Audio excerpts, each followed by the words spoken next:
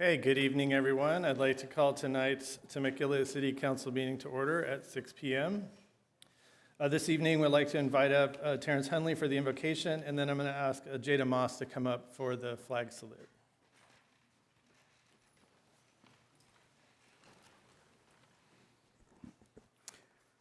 Thank you, Mr. Mayor. Shall we pray?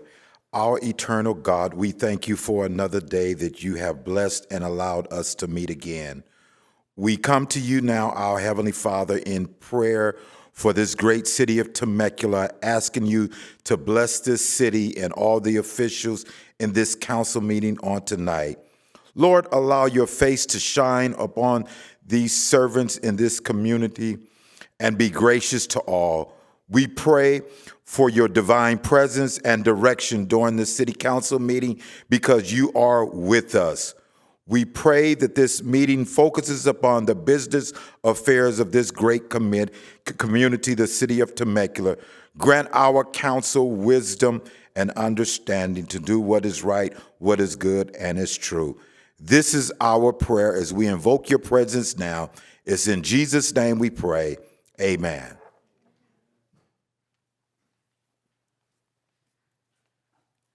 Ready, begin. I pledge allegiance to the flag of the United States of America and to the republic for which it stands, one nation, under God, indivisible, with liberty and justice for all. Thank you very much, Jada. Madam City Clerk, may I have the roll call, please? Yes, Councilmember Alexander. Here. Councilmember Brown. Here. Councilmember Kalpis. Here. Mayor Schwank. Here. Mayor Pro Tem Stewart. Here. All right, thank you very much. We'll go ahead and move on into our presentations this evening, and I'm going to come down to the podium for a presentation of Certificate of Achievement to Jada Moss of American Heritage Girls Troop 1321. If you'd meet me at the podium, I'd appreciate it.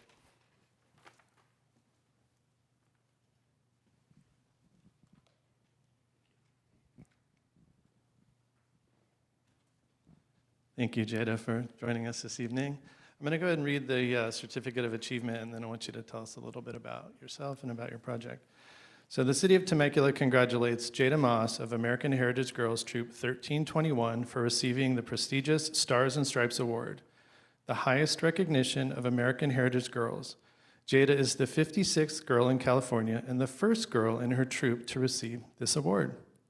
To achieve this honor, award recipients must have earned a total of 16 merit badges, held a leadership position in her troop for a minimum of 6 months, completed a 100-plus hour service project, wrote a life ambition essay, received 3 letters of recommendation, and passed a review board.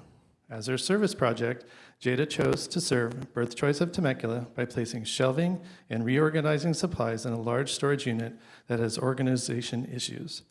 Jada has served as a color guard commander as well as a girl shepherd and received both the Harriet Tubman Award and the Dolly Madison Award during her time in American Heritage Girls. The City of Temecula is honored to recognize Jada Moss for her achievement, and we wish her continued success in her future endeavors. Congratulations. Thank you. Get a quick photograph really quick and tell them that you can turn around.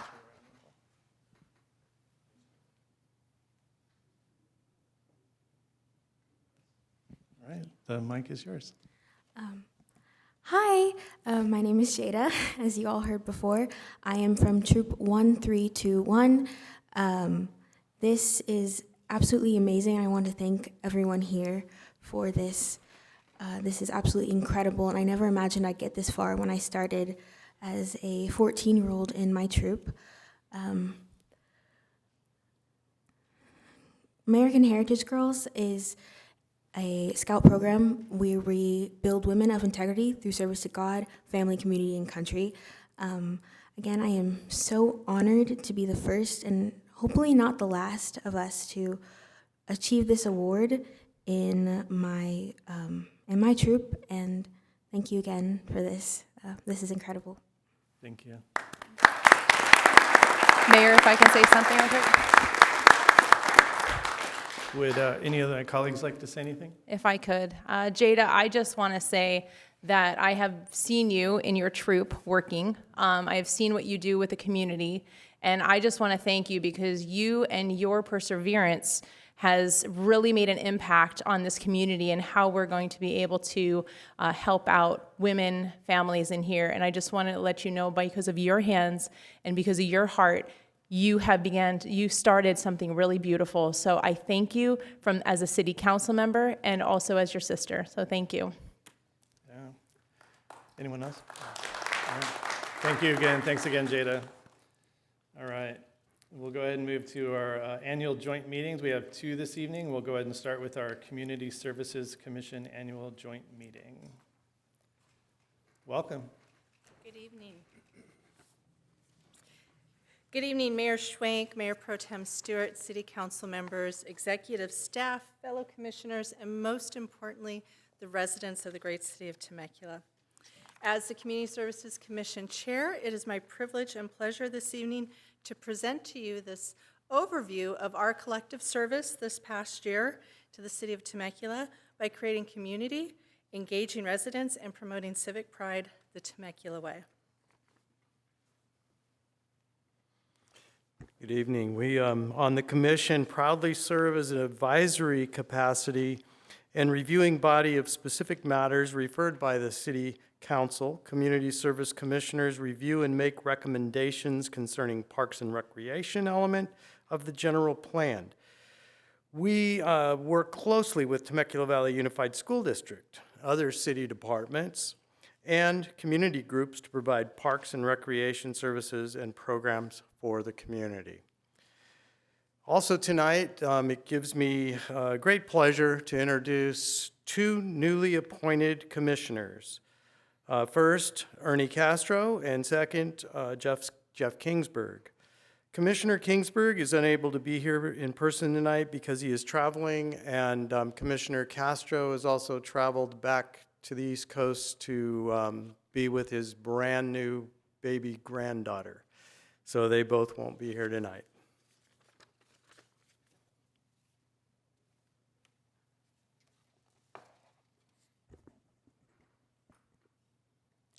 Temecula creates community through people, parks, and award-winning programs. Here are some highlights from 2022. We presented a safe reopening of special events, programs, classes, and performances. We continued the implementation of Temecula Community Services Master Plan, launched a robust public art program and marketing campaigns, reimagined and re-innovated community services program events, restored TCSD staffing level to support reopening. One of our highlights from 2022 was the first annual Culture Fest. We had a great success with over 5,000 in attendance, and we invite you all to come to our second annual Culture Fest, which will be held on May 20th this year.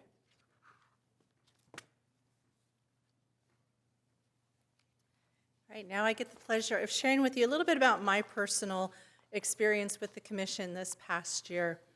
During this past year, I've had the privilege of representing our commission on the Blue Ribbon Committee for the Quality of Life Master Plan, and I also had the honor and privilege of participating in the working group developing the Urban Forest Management Plan. Trees are very important to our parks and to our residents, so it was an honor to get to be a participant in that. I also had the opportunity to participate in a lot of art off the walls. I represented our commission on the Art Selection Committee for the Utility Art Box project, and I really got to have the opportunity to personally get to know more of the artists in our community.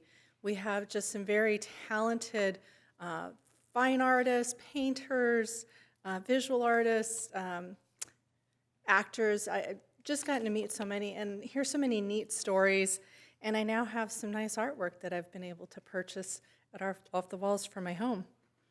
I also, as you can see here, I did have the opportunity to learn more about the programs we offer at our senior center.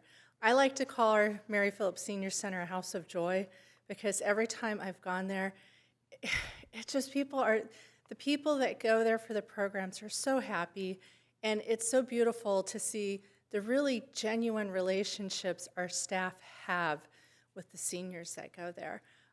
This was the Cinco de Mayo event, and I kind of went into that event a little like, oh boy, was I grinning ear to ear when I left. It was just such a fun event getting to be there. I also have had the opportunity to speak to several community organizations about what we do in community services. And the number one topic that people want to ask me more questions about has been our senior programs. They were unaware of that we have the programs that we run at the senior center, and that we even will go and pick up the seniors and bring them into the center, and that we have warm meals for them. So that's been one of the things that I've been able to build some education about. The other thing that I've had a life-changing experience this year. I got a new hobby because of my involvement on the commission. I can call myself a cyclist now, right? Okay. I do enough miles, right? Okay. So Commissioner Vice Chair Audi had encouraged, I got on this commission and with all these bicyclists, I thought, I'm not getting a bicycle. Well, I got a bicycle in 2022. I got an e-bike, and I am now getting to experience firsthand riding a bike on Temecula roads and enjoying the Santa Gertrudis Trail. When I was riding it one Saturday, I realized that there were a couple of restaurants over near Winco that I don't go to because I don't want to deal with the traffic to go there. I'm like, oh my gosh, I can ride my bike now and get over here real easily. So it's really opened up a new world for me, and I just have enjoyed it a lot. And our January commission meeting, we had a discussion about what kind of a theme could we have this year for our commission. And I came up with something that our commissioners rally behind, and our commission theme is Temecula Moves.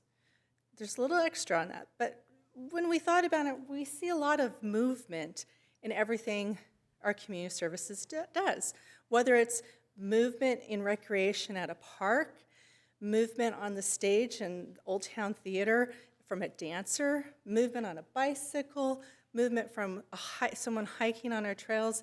Temecula moves, but we really wanted to put an emphasis on Temecula moves safely. We've all voiced our concerns on, we're seeing a lot more incidents just when we're out and about around town of cyclists on e-bikes riding against the flow of traffic, riding without a helmet. Even more worrisome, we're seeing this around our middle schools. We're seeing youth leaving school on an e-bike, going against traffic with no helmet. So that's something we wanted to have our commission focus on. Temecula moves safely. And now I will turn it over to Vice Chair Audi to share his experience. So I guess the secret's out on my slide, and from what Kathy said. I've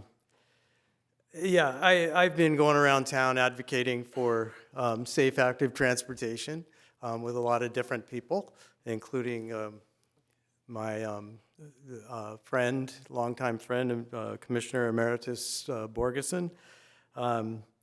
But I think what that says up there is that my wife and I have been blessed to have been able to serve the community for well over 30 years. And recently, I've been blessed to be on this commission, which is generally considered the fun commission, right? Which it is. It is truly, we are the fun commission. But what I've come to know is that we have so many cross connections with the other commissions, and on all the commissions and on the council and in our community, our number one priority is safety. And I've been really excited to participate in a lot of things recently that deal with safety. One of the things that we don't think about when we look at all of the activities, some of the activities that Kathy mentioned, whether you're playing pickleball, you're in a summer camp, you're working with aquatics, these are all fun activities, but when we have a lot of activities and a lot of involvement, in a diverse range of groups, from the very youngest age level to our seniors. We find that now you make a safer community. You improve the quality of life. We are proactive on our commission. So oftentimes when we look at that safety priority, we immediately go to our first responders, who absolutely, they are the key to that. But we are the proactive aspect, that we get to work together with those other commissions and other departments to make our community safe and healthy. Now, Commissioner Dr. Hawks, a little about you. I'm Dr. Hawks. It has been my absolute honor to serve on the commission for the first year. It gave me a glimpse of all the hard work that went behind the scenes with each event and program. I want to take this opportunity to thank the staff for their commitment and dedication. For me, the highlight of 2022 was to serve our community. Whether it was serving food at the museum's monthly event, at the summer food program, or mustering up my courage to play the piano at the Old Town for its debut. You never know what community services will dream up.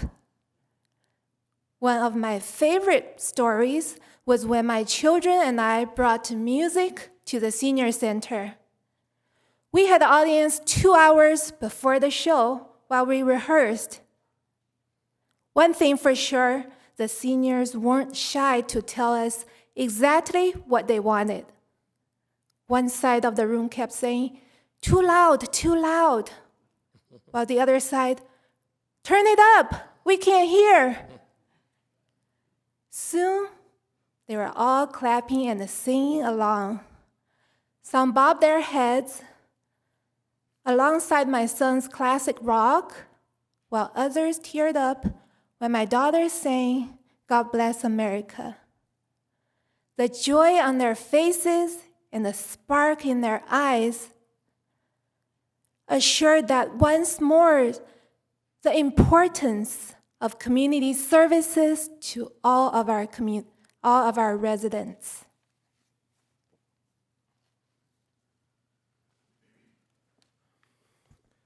So I'm back to share some words from Commissioner Castro, who's unable to be here. But before I do that, I missed on my last slide the commission would like to thank two emeritus status commissioners who left us this year, for our new commissioners who we'll be talking about next. But Commissioner Emeritus Eric Levine, who served for many years, and Commissioner Emeritus Chris Krzyzewski for the years and dedication of service to the city of Temecula and our community. As I get ready to speak about Ernie, I just want to talk real quick about how fortunate I am here on Women's History Month to be able to serve with two incredible, strong leader-type women on our commission. They do so much for our commission, as you can see in their presentations, and I'm just in awe of all the great things they do for our commission.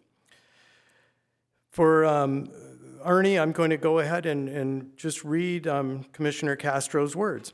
I have used my 2 months on the commission to expand my knowledge of the community, resources in Temecula, and to better understand the community's priority for community resources. I was impressed with the scope of classes and activities available through community services, resources, and my discussion with people in the community found what a large role this plays in families' lives, especially in the summer. Parents count on these activities when children are out of school. 11,500 residents took advantage of 3,800 classes, and over 140,000 people were served in the aquatics program during the 2022 year. I've enjoyed the wide array of cultural activities in Temecula's library, theater, and the Merc. I've been amazed at the wide array of events available at these facilities. The impact this has to the community was demonstrated by the 212,000 visits to the library in 2022 and over 43,000 patrons at the theater. As a volunteer at Community Mission of Hope, I have firsthand contact with the unhoused in Temecula. I was happy to see that Temecula looks first to long-term solutions when dealing with the unhoused. This contribution to a 53% decline in homelessness in Riverside County and 76 street exits. Overall, I've found that community resources play a large role in the quality of life for Temecula residents and a key resource for families in the community. Commissioner Castro.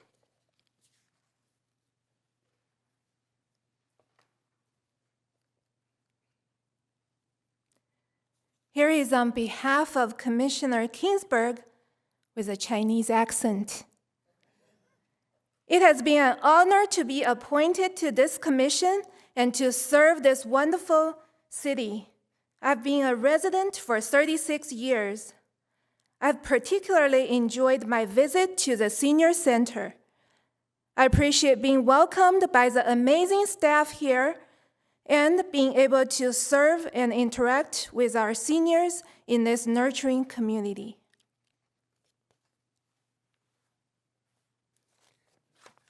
So on to 2023. As Temecula moves safely in 2023, our priorities as a commission are to implement Temecula's Community Services Master Plan as the comprehensive long-term strategic plan guiding the city through continued high-quality public service for Temecula now and into the next generation. We also want to look at increasing community participation while ensuring and maintaining high-quality, enriching, and engaging programming. One of our priorities is to provide accessible activities for our entire community and to support inclusive programming and classes.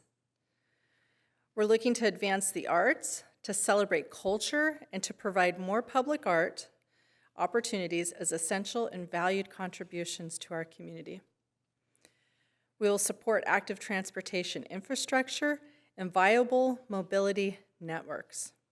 Walking, this includes people that are walking, biking, and something that Vice Chair Audi had brought up at one of our last commission meetings. This also includes people that are using mobility devices. We'll call them the scooters, motorized wheelchairs. We're looking to do that for traffic circulation solutions in our city. We also want to work as a commission to champion the connectivity of our public trail system and the complete trail system branded as the Temecula Loop.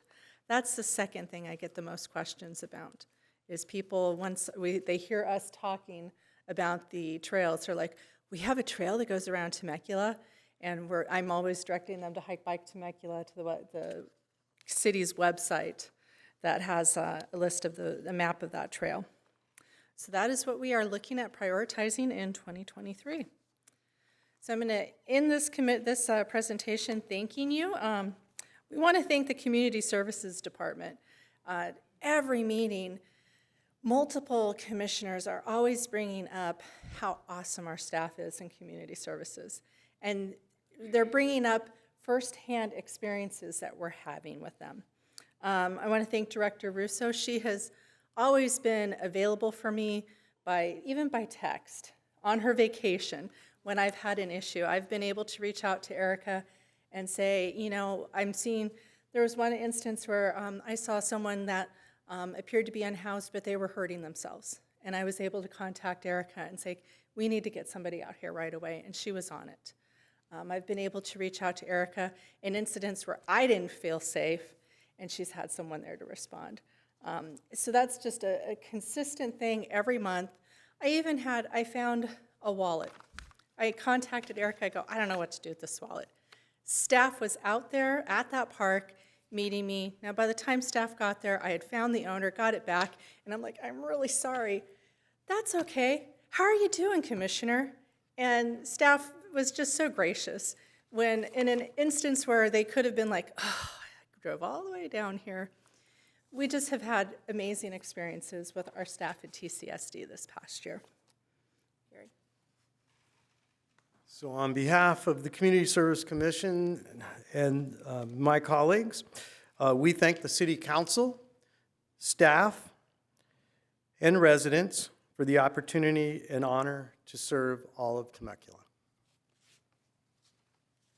2023 is going to be another great year to live in Temecula. That concludes our presentation, and now we are happy to answer any questions. All right, thank you. Any questions or comments from my colleagues? All right, well, I certainly appreciate, I know we certainly appreciate the amount of time and energy you put into being commissioners, and you're true public servants, not only to the city of Temecula, but to the city at large, because you're all working in other organizations and you have networks that it sort of expand out of this building. So thank you.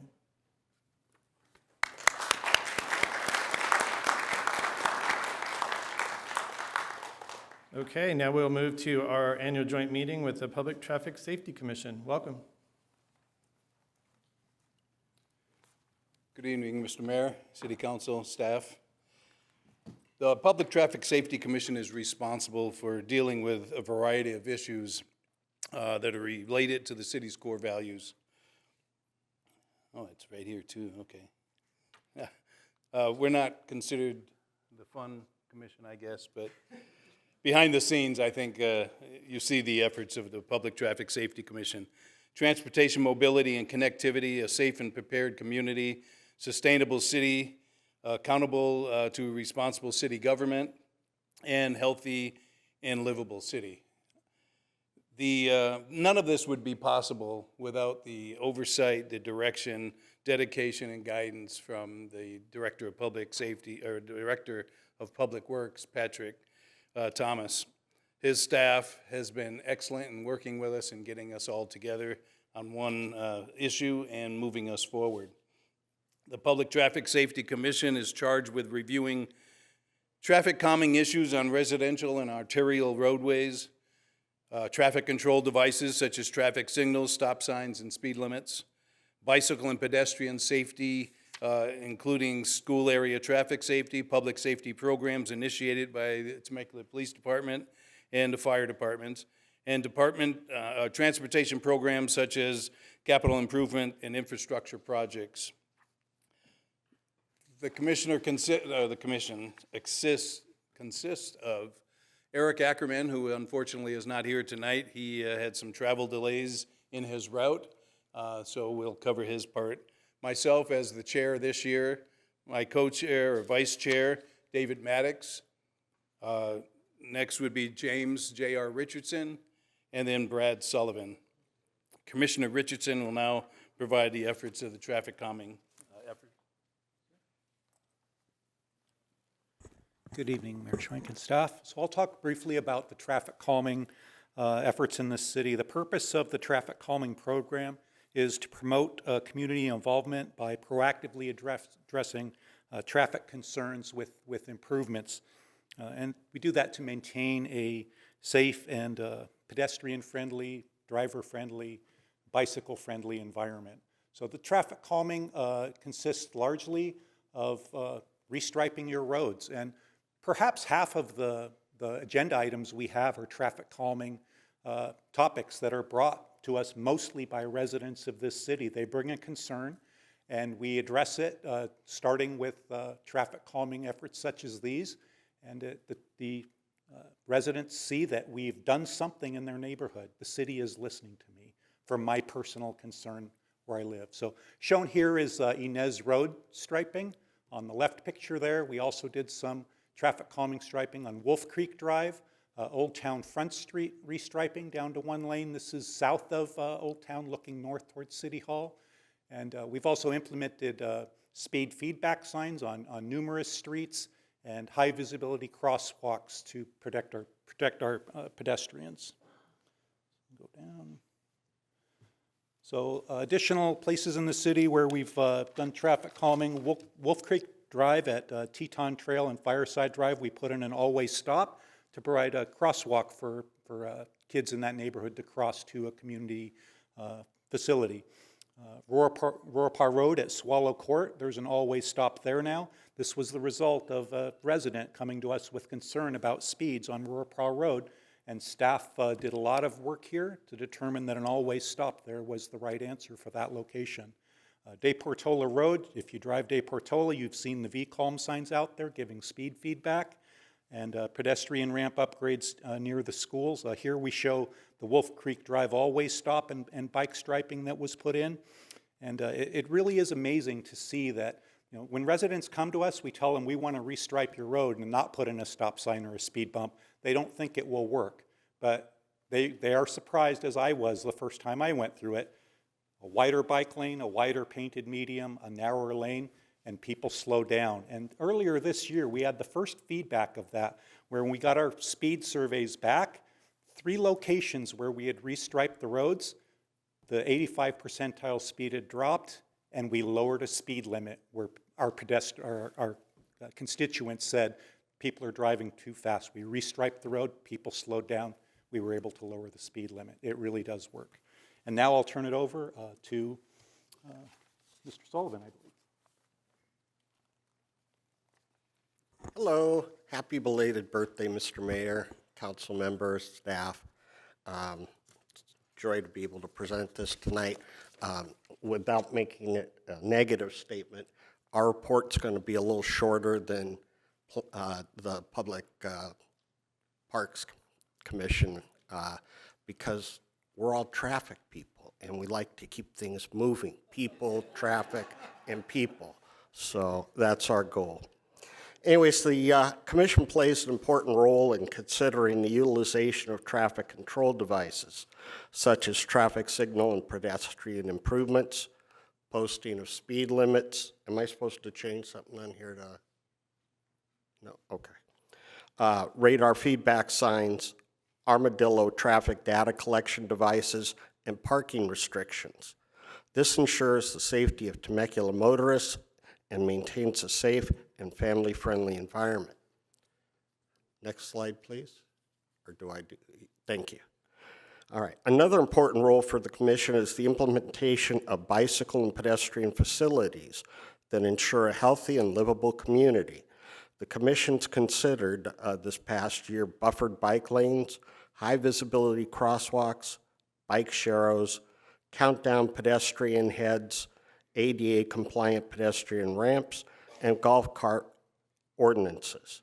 So it's now my pleasure to introduce the commission co-chair, David Maddox. Good evening. Well, tonight I have the privilege of highlighting some of the best work to come out of our Public Works Department over the last year. So our commission meets every month to review these engineering programs and activities, but I would be remiss not to acknowledge that it's our public employees who are here every day engineering a safer Temecula. And there's plenty to keep them busy with a capital improvement program totaling over $730 million just in infrastructure and circulation projects alone.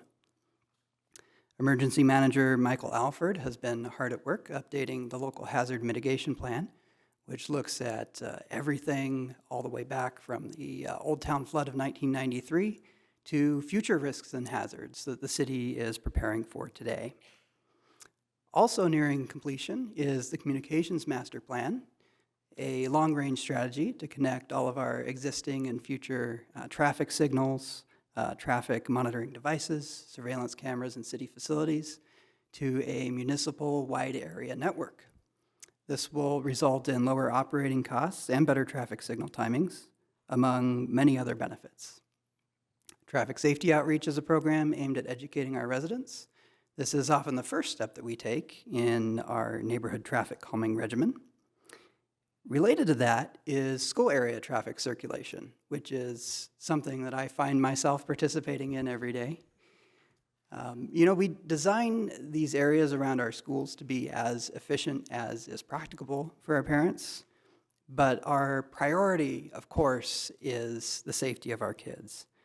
And for me, that is a really powerful motivator. I think it is for each of us in our efforts to create safe routes to schools. Something that helps inform those efforts is streetlight data. So this subscription service is our primary source of traffic data. It provides an objective basis for our traffic engineers to perform their analysis, and it guides many of the recommendations that are made by our commission. Our commission does strive to be data-driven in our decision-making, and two programs that perhaps best exemplify that are the Local Road Safety Plan and the Highway Safety Improvement Program. So on our next slide, we're going to see a little bit more detail on the LRSP, which was completed last year by our city engineers, Nick and Eric, who did an amazingly thorough job on this document. The plan looks at historical traffic data. The goal is to reduce severe and fatal traffic collisions to zero. And to that end, the plan identifies a handful of projects with the highest safety benefit to cost ratio. In plain English, what we found is that traffic accidents are most likely to occur at intersections, predominantly at uncontrolled intersections where there are high-speed right-of-way contention issues. And so we have 3 new traffic signals under construction, which will help with this. These are going to be placed at Rancho California at the entrance to Temecula Hills, at the east side of the Promenade Mall, and at the intersection of Butterfield Stage and Avenida La Stonic, right next to the cul-de-sac, actually, where Commissioner Ackerman and I grew up in Vintage Hills. Another key benefit of the LRSP is that it positions Temecula to be very competitive in the HSIP grant application program. And so on this slide, you can see some of the projects that are funded through that, including a significant portion of our fiber optic network backbone, accessible pedestrian signals at 41 locations across the city. We also have protective permissive left turn signal upgrades on your consent calendar tonight. If approved, we expect to be out to bid in April. And then we also have 4 brand new projects that were recently submitted for consideration under HSIP Cycle 11. We actually just heard back the results yesterday, and I am thrilled to be able to report that all 4 projects were approved for grant funding, which is amazing news. Sometimes cities will go 2-3 cycles without having a single project funded. So this is really amazing, and it's a testament to the wonderful staff that we have and the meticulous work that they did on that LRSP. So with that, we do, of course, recognize that not every problem has an engineering solution. And so now I'm going to turn it back over to our chairman to tell you about some of our enforcement activities. Thank you, Commissioner. Now I'm going to cover Commissioner Ackerman's segment because he's no longer, well, he's not here tonight. Some of the police programs and safety activities considered by the Commission: the Metro Old Town program, the Every 15-Minute program, DUI checkpoints, Community Action Patrol, and stoplight abuse programs. Some of the future programs that the Commission will be considering: issues of neighborhood traffic calming, city fiber communications, Jedediah Smith and DePortola roundabout, general, let me do this here, that works better. General signing and striping improvements and equipment upgrades for emergency vehicle preemption devices, and equipment upgrades for battery backup systems. And with that, that concludes our presentation. If you have any questions, we'd be happy to answer them. Wonderful. Thank you for the presentation. Any questions, comments from my colleagues? All right. No, I'll sort of echo my comments to the Community Services Commission. We all really appreciate the time and energy you put in to being commissioners. You're all wonderful commissioners, and we appreciate the hard work you do because your work lets them have fun on their bicycles. So thank you. All right, thank you.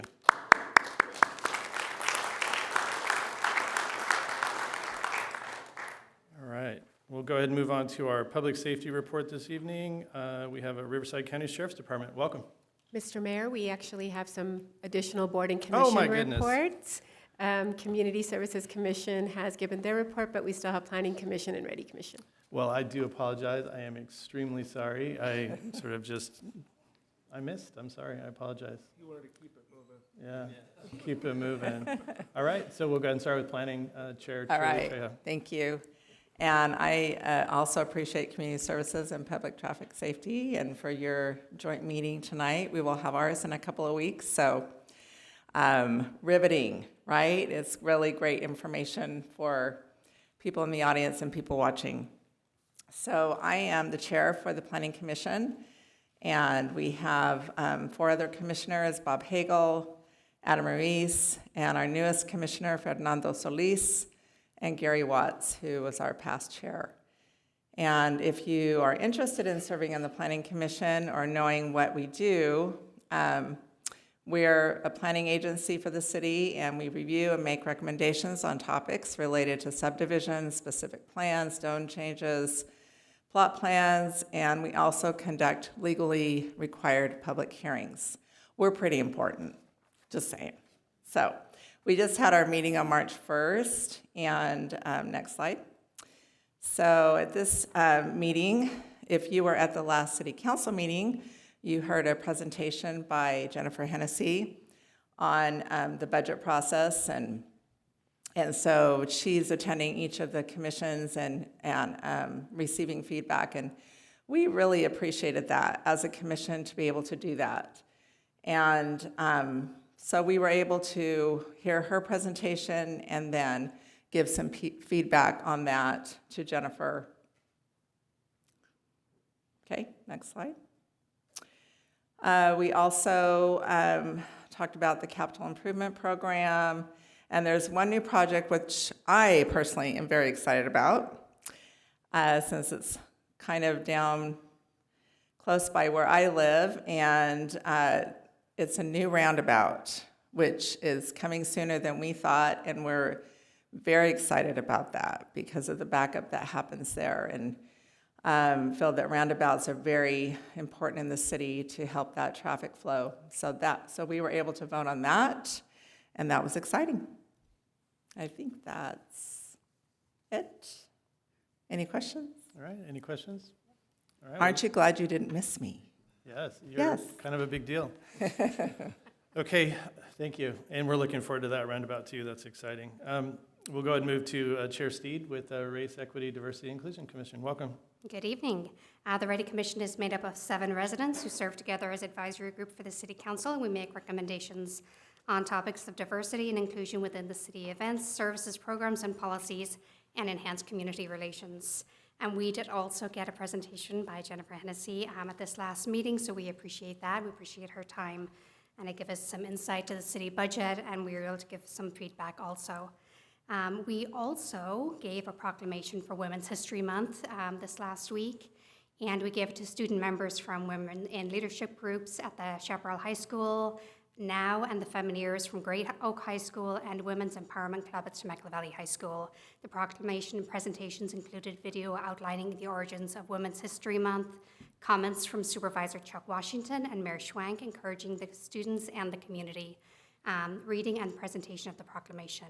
The presentation from NOW and the Women's Empowerment Club highlighted the importance of their clubs and the month that it was. The presentation by Commissioner Eventoff was reviewing women's related census data and also a lot of very historical information that he was able to share with us. And presentation by Community Service Superintendent Barnett regarding Women's History Month events in the city during the month of March. So coming up next month on April 13th, we will be giving out a proclamation for Arab American Heritage Month. We're looking forward to that. As always, we had a great gathering here in this room with our proclamation. We want to thank the Mayor Schwank, Mayor Pro Tem Mayor Stewart. Bike Temecula Valley always shows up. Thank you for your support. We had many students, many teachers, school administrators, parents, and a lot of other people from our community were here. So thank you. Wonderful, thank you. Okay, and now we'll be moving on to the Public Safety Report. Welcome.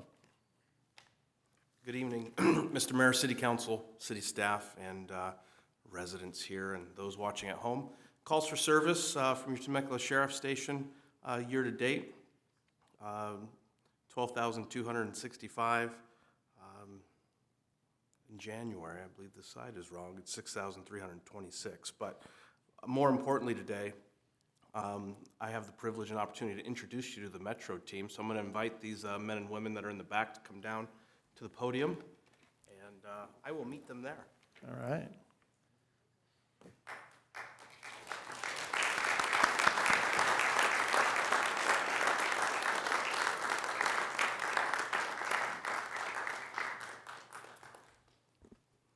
Okay, now that they're around me, this is your Metro team.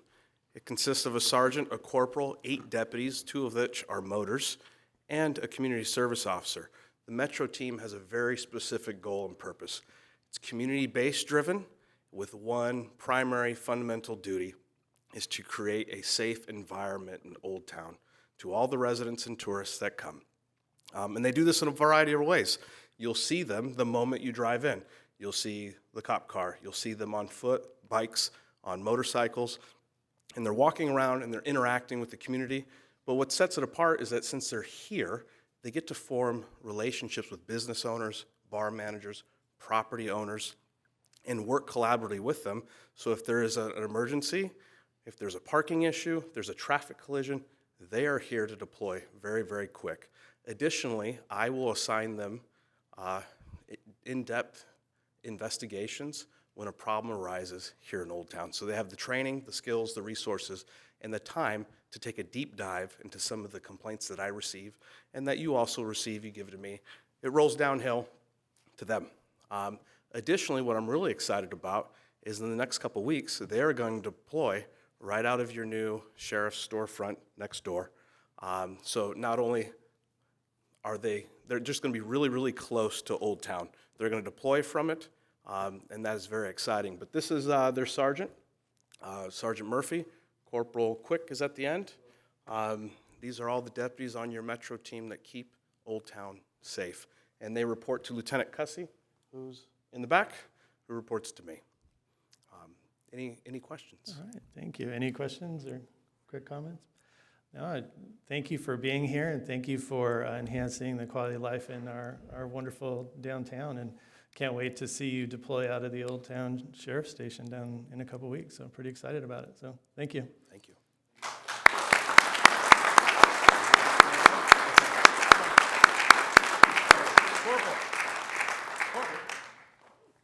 Quick photo op.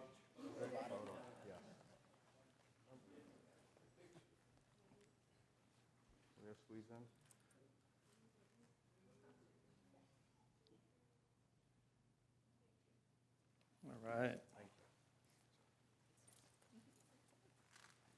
Okay.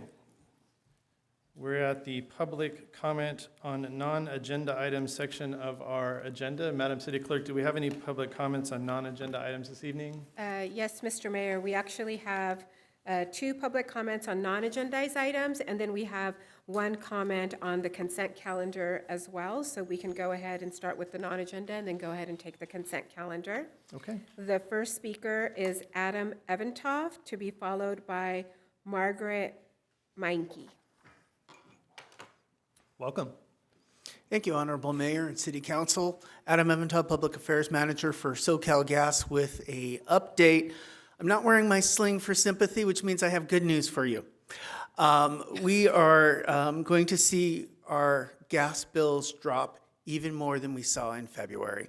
So if your bill was roughly $300 in January, expect your March bill to be around $100. In addition, if you haven't received it, you should be receiving a $50.77 credit back to your bill, which comes from the California Public Utilities Commission. In addition to that, SoCal Gas has announced, I have to cheat, SoCal Gas has announced that our shareholders have committed $10 million, of which $5 million will go to a gas assistance fund for folks who need a one-time grant, income qualified, which is administered through the United Way.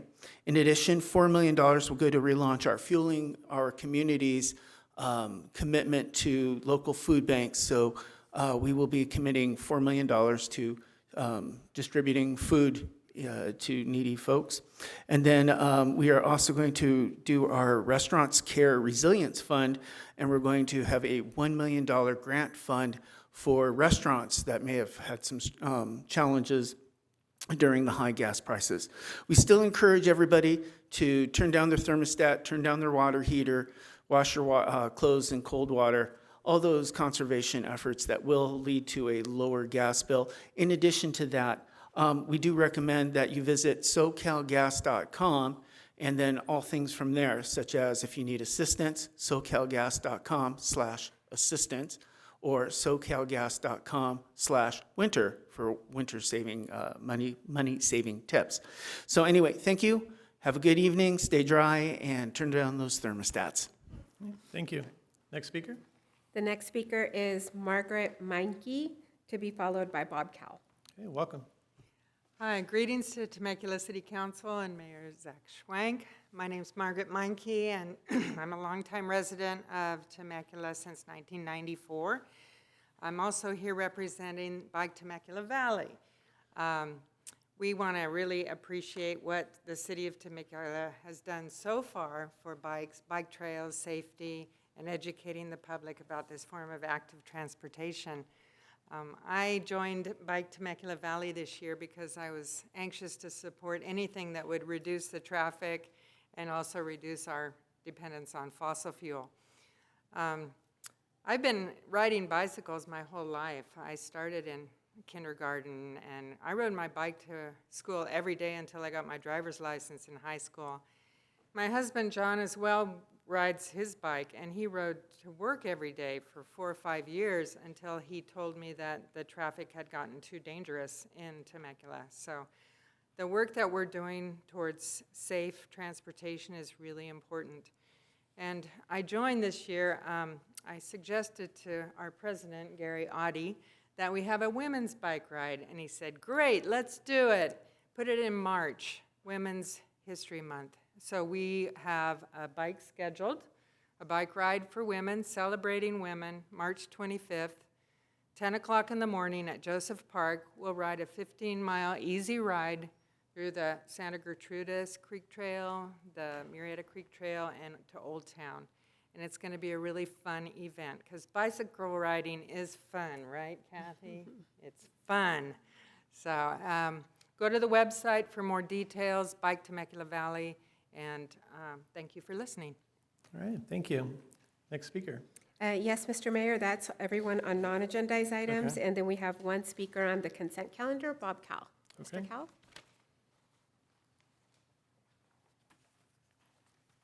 This is the consent calendar? Yes. Okay. Welcome. Hello. Okay, I've got 2 items. No, item 1 of the consent calendar, it waives the reading of the title and text of ordinances and resolutions. So I think that should be like, it should be read every time, in my opinion, for the people. In this resolution's background says that it's available, of course, online, and but if you're in here and you get an agenda from out there on the floor, you don't see all the sub information that's in there, the resolution or whatever it might be. So I suggest that you read it and make it available for the people and talk about it. And make sure people know what you're doing, because nobody's here to. I mean, how many people really listen to these things anyway? So if you make it even less available, less people look at it. Why don't you just not even talk about it? Just just vote it in without even having it. So that's one of them. The second one is number 4, and I'm always going to talk about this. This is the ADU thing, and mandated by the state. And talk about diversity, race, equity, diversity, inclusion. The state does not give us diversity, and the idea of making our own decisions on where and how ADUs or other dwellings are put in the city. Therefore, you, as a board, do not have that decision. You have abdicated to the state. I suggest you stand up like Huntington Beach and other cities have, and fight that one item number 4. That's really, well, on that item, everybody should be up in arms against that, because you look at it, the environmental findings, the idea of actually getting rid of any environmental standards, that's what the state does. So they don't care, and it's cookie cutters across the state. So our city is the same as Los Angeles, it's the same as San Francisco. Is that what you want? I don't want it. Thank you. Thank you. Mr. Mayor, that completes all of the comments on non-agendized items and on the consent calendar. Okay, we'll go ahead and move to City Council reports this evening. Do any of my colleagues have anything to report on? Sure, go ahead. So I just want to report that I had the privilege to attend the Riverside County Division training with the California League of Cities. It was March 3rd. Very informative. Again, this is my second time being able to really connect with them, going over things such as lobbying, having panel presentations from RTC, SCAG, WorkHog, and other organizations. So just for me to be able to have more understanding of how we're working here in the city and also throughout California. So I just want to let people know that I'm still trying to engage as much as I can and also learn a lot more about legislation. So thank you. Great, thank you. Councilmember Brown? Yeah. Since January, I think we've all felt the impacts of the storms throughout the state. As a matter of fact, there's many counties throughout the state that have declared emergencies at the state level and also the federal level. But here in the city of Temecula, I think we fared pretty well as far as the storms. And I just want to recognize Michael Alford, the city's emergency manager, who was recently presented with the Riverside County EMD Coin of Excellence for being nominated and awarded the California Emergency Services Association Southern Chapter Silver Award for Excellence in Emergency Management. So we're lucky to have him. Mikhail continues to monitor the current weather systems, and he's poised to respond based on the needs of the city and impacts to our public works, working collaboratively with our public works director, Pat Thomas, who continues to maintain a strong presence throughout the city, not only responding to calls for potholes, but as well as other impacts that these storms bring. I can't say that about the city just to the north of us.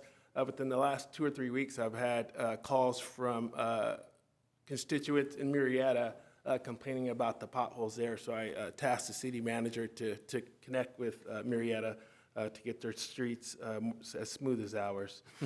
All the storm coordinations and collaboration, obviously, with the fire department, the sheriff's department, as I mentioned, the public works department, IT, the homeless outreach team, CHP, and Caltrans.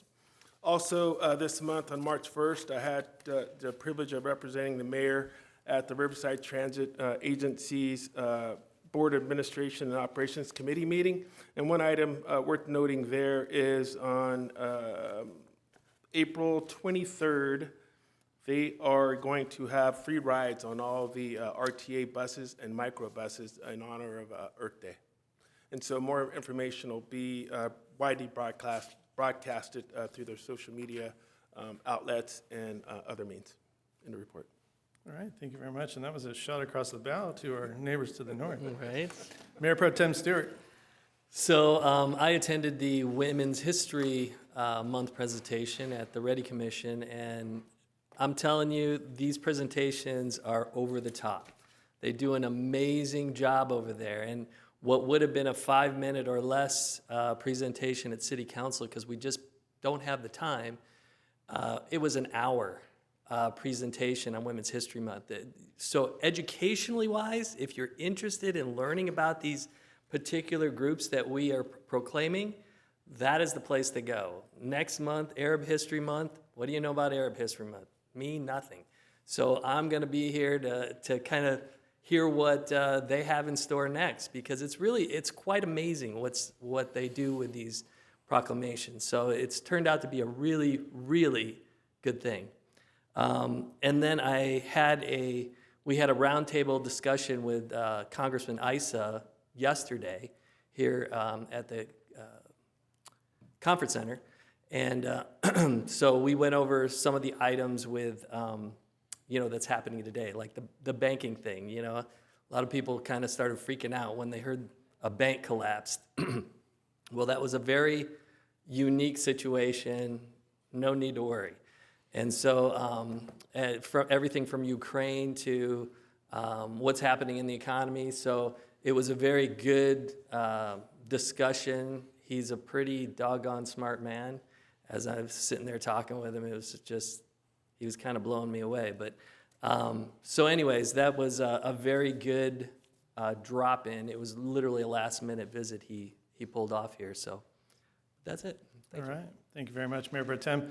And I couldn't agree more. I want to take a minute to thank, obviously, the Ready Commission for the time and energy you put into that, and staff as well with the Ready Commission Executive Director. I really appreciate the thoughtfulness that goes into those proclamations. And once again, I'm going to read the proclamation for National Women's History Month. For those of you that weren't there, it was a wonderful evening. So, whereas National Women's History Month celebrates the legacy of trailblazing women and girls who have built, shaped, and improved upon our city, state, and nation, and whereas women of every age, race, religion, class, and ethnic background have made historic contributions to the growth and strength of Temecula in countless recorded and unrecorded ways, and whereas whether serving in elected positions, leading groundbreaking civil rights movements, venturing into unknown frontiers, or programming revolutionary technologies, generations of women shared new ideas and opened new doors, having a profound and positive impact on our community.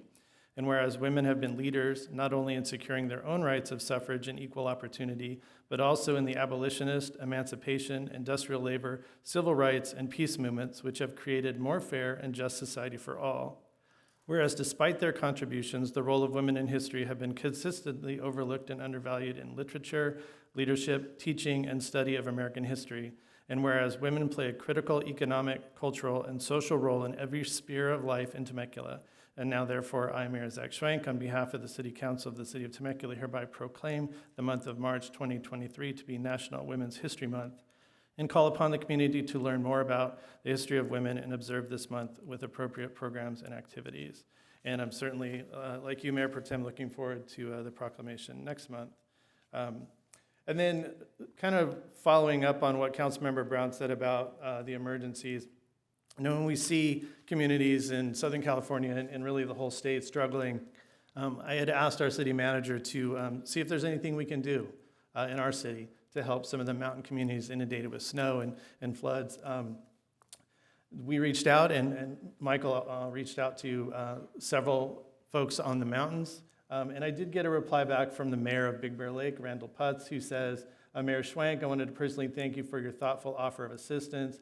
While the last 2 weeks have been a challenge, we are emerging in good shape thanks to the tireless efforts of our city staff. If we can ever return the favor, please let us know. And, I wasn't going into this thinking we were going to march up there and save the day, but we wanted the folks that live up there to know that we care about them. And at the end of the day, we're all just people, we're all just humans, and we're all just trying to make it through the day. So thankfully, they're kind of digging themselves out of a lot of snow, but we've got another storm now and more on the way. So, if you have a network and any ways that you think you can help, please sort of seek out those avenues. But they're struggling, so we just wanted to sort of acknowledge that. So. All right. We'll go ahead and move on to our consent calendar. Item number 1, we're going to waive the reading of title and text of all ordinances and resolutions included in the agenda. Item 2 is approve action minutes of February 28, 2023. Item number 3 is approve the list of demands. Item number 4 is adopt ordinance number 2023-03, amending Title 5 and 17 of the Temecula Municipal Code pertaining to massage establishment, accessory dwelling unit, car wash, flagpole height limits, conditional use permits, parking garage standards, open space zoning, designation, live entertainment, alcoholic beverage manufacturer, and active and passive recreation, and find that this ordinance is exempt from the California Environmental Quality Act, CEQA, pursuant to CEQA Guidelines Section 15061B3. This is the second reading. Item number 5 is approve City Treasurer's Report as of September 30th, 2022 and October 31st, 2022. Item number 6 is accept improvements and file notice of completion for Murrieta Creek Improvements, Pujol Street Storm Drain, project number PW12-122, Item number 7 is approve the plans and specifications and authorize solicitation of construction bids for the traffic signal system upgrade protected permissive single heads project PW 19-09. Item number 8 is adopt resolution finding that an emergency condition continues to exist within the meaning of Public Contract Code sections 20168 and 22050 and appropriate funding for emergency repairs. And I will entertain a motion and a second. I'll move. Motion. Okay, so we have a motion and we'll have in a second. Let us vote, please. I'd like to pull or just say no to one of those items in for agenda number 4, if possible, for the ADUs. Okay. Just to reinstate from last week where I abstained, I just wanted to kind of reinstate why. Going back to 2017, the California state law went into effect and it forced cities to relax their regulations on basement suites, garage apartments, and backyard cottages. Where I'm standing here as a city council member, it is my obligation to ensure that we have local control. And so for this, it's not that I am opposed to any of these, it's the fact that I am opposed to the state mandating, once again, continuous force of their rules and regulations in our backyard. So again, our staff is doing a great job. I am just not for the state mandating ADUs on their regulations and not on ours. So on that note, I will be pulling and saying no to number 4 for just the ADU part. Okay. Thank you. All right, so that passes 5-0 with that noted, Thank you, was it Mayor. a no or an abstention? It was, no, it's a no on that one. Okay, with the Yeah. noted no. Okay, thank you very much. Thank you, sir. All right, we'll go ahead and adjourn the Temecula City Council meeting to the Temecula Community Services District meeting. And I will call to order the Temecula Community Service District meeting. Madam Secretary, please note we're all still here. Are there any public comments? All right, so we're on to the consent calendar, which is item number 9, approve action minutes of February 28th, 2023. Move approval. Second. It's been moved and seconded. Please vote. All right, that passes 5-0. So we will go to our director report. Good evening, everyone. I just wanted to bring everyone's attention to one event this Saturday, March 18th at Great Oak High School from 9 to 11 a.m. It's our annual Temecula Special Games. This is a really fantastic event. We have special games featuring special needs athletes. Each athlete gets a buddy who are high school age volunteers who helps them participate in all of the activities.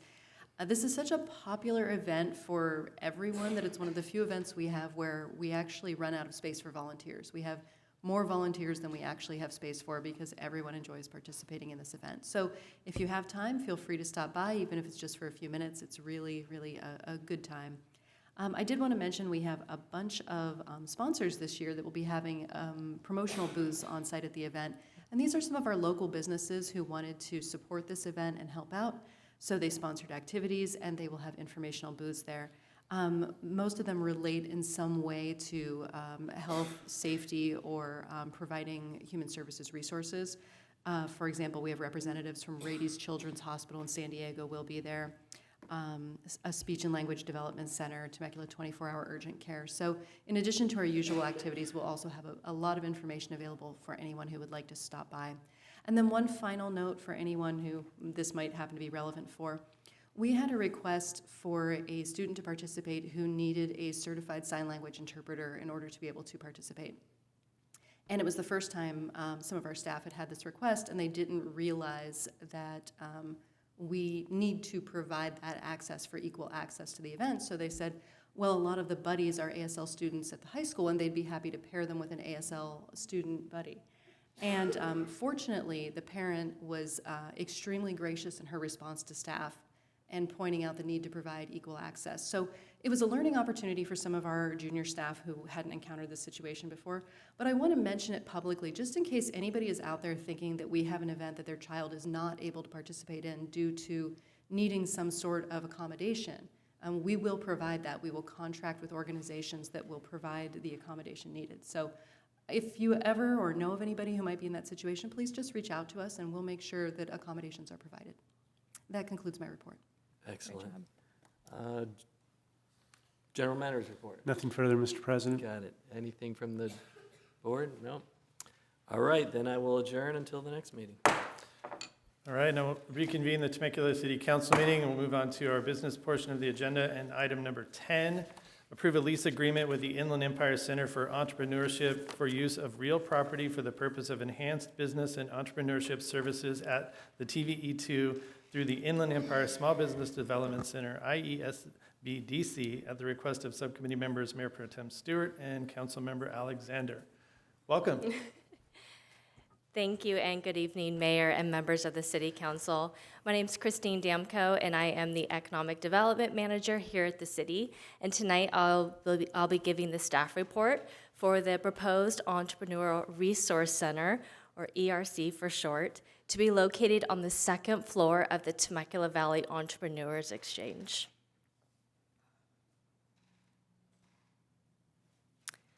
Okay, so I will start with a brief background on what is the Temecula Valley Entrepreneurs Exchange. It's the building that you see on the screen.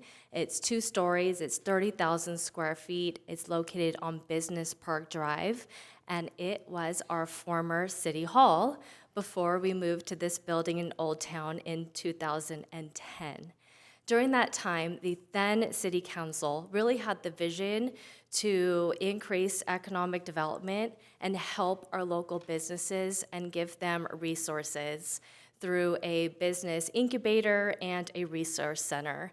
And thus, in 2012, the TVE2 was born as a business incubator and a resource center for all types of businesses, and really any business. It doesn't have to be located in the city of Temecula.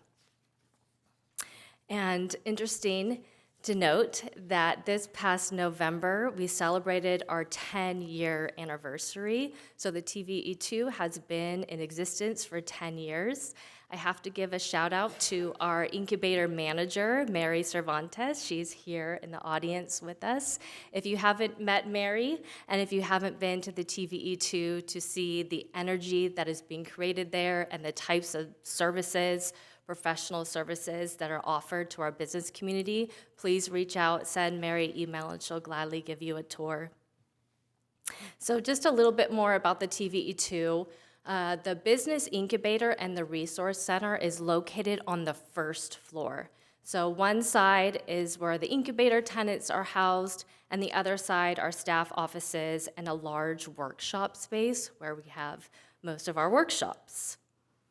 There's some stats on the screen. So this past year, we've assisted over 300 businesses, hosted over 400 workshops, both online and in person, which resulted in 9,000 attendees.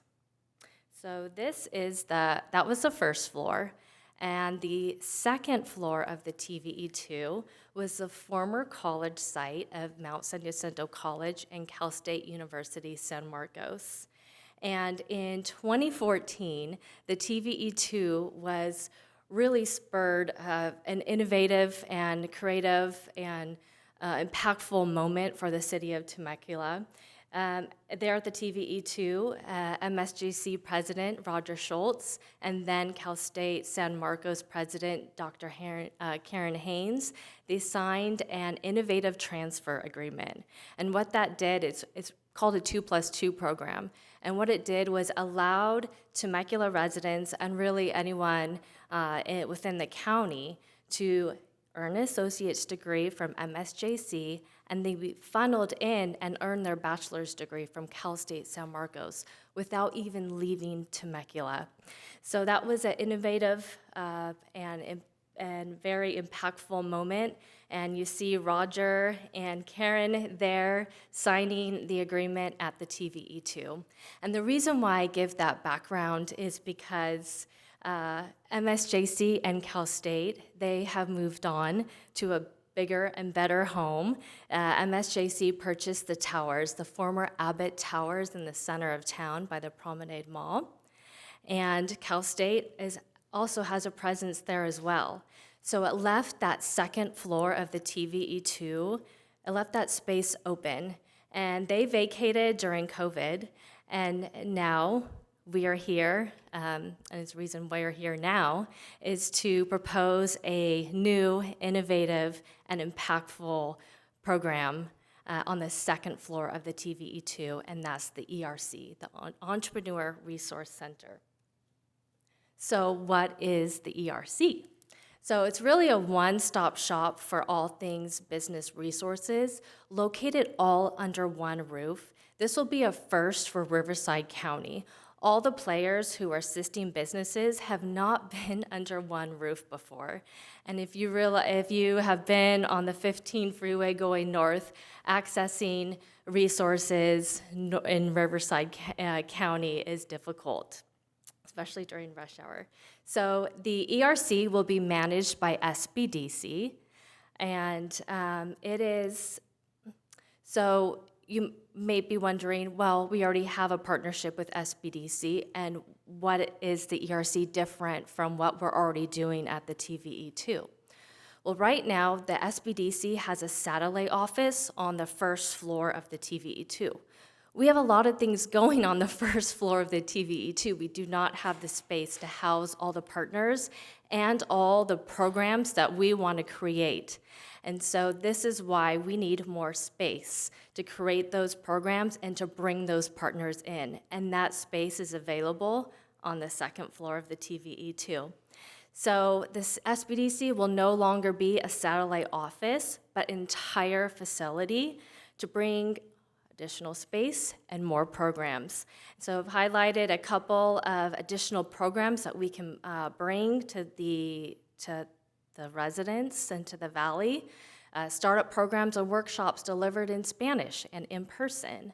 A private tech center. Not every person has a laptop computer, and it's pretty difficult to review a 15-page business document on your phone. So SBDC will have a private tech center and a marketplace training for those startup retailers. So we all know someone who makes beautiful cakes or cookies or jams in their kitchen, and how awesome would it be for them to grow and have the services to be able to feature maybe their product at a farmer's market. So SBDC will have the space and the room and the capacity to help those types of businesses and expand our offerings. And I must say that what is happening, or what will happen on the second floor of the ERC, will really complement what is happening on the first floor of the TVE2, as well as the city's current youth workforce programs that are also there as well. So I've talked a lot about partners. So what type of partners will be on the second floor of the ERC? SBDC, like I mentioned, they'll be managing the project. Have to give a shout out to Riverside County. Rob Moran is also here in the audience. They have been a wonderful, wonderful longtime partner, and we're very thankful for Rob and his team. And they're also a partner on this project. SCORE is the largest network of business mentors. The Women's Business Center will be here. The National Latina Women's Business Association will be here. The Micro Enterprise Collaborative. They provide resources to micro businesses, so your super small businesses. Accessity, access to small business loans that are nonprofit. And the Small Business Finance, they provide access to capital. These are all partners that will be right here in the TVE2, in the ERC, with super close access, so our residents can get all the resources they need. Talk about investment. So when I mentioned our partnership with the county, they've also put not only their physical support, but they also put money towards this plan. The Board of Supervisors approved over $1.7 million specifically dedicated to the ERC and the SBDC over 3 years. The SBDC itself has invested or will invest $1.5 million. They'll also supply the furniture, their staff and faculty, and they'll also be doing the tenant improvements, any improvements that will be taking place on the second floor. And then the City of Temecula, we're asking for the in-kind sponsorship of the second floor of the facility through this rental agreement. So with that, staff recommends approval of the lease agreement with the Inland Empire Center for Entrepreneurship entrepreneurship for use of real property for the purpose of enhanced business and entrepreneurship services at the TVE2 through its Inland Empire Small Business Development Center at the request of the TVE2 Subcommittee, Mayor Pro Tem Stewart, and Councilmember Alexander. And SBDC is also here in the room and is available to answer any questions. Thank you. All right. Well, thank you very much. We appreciate the presentation. Any questions of staff or SBDC or anyone that's here tonight? All right. Any general comments? Or I'll entertain a motion. All right. I'll motion. I'll second. All right. We have a motion and a second. Let us vote.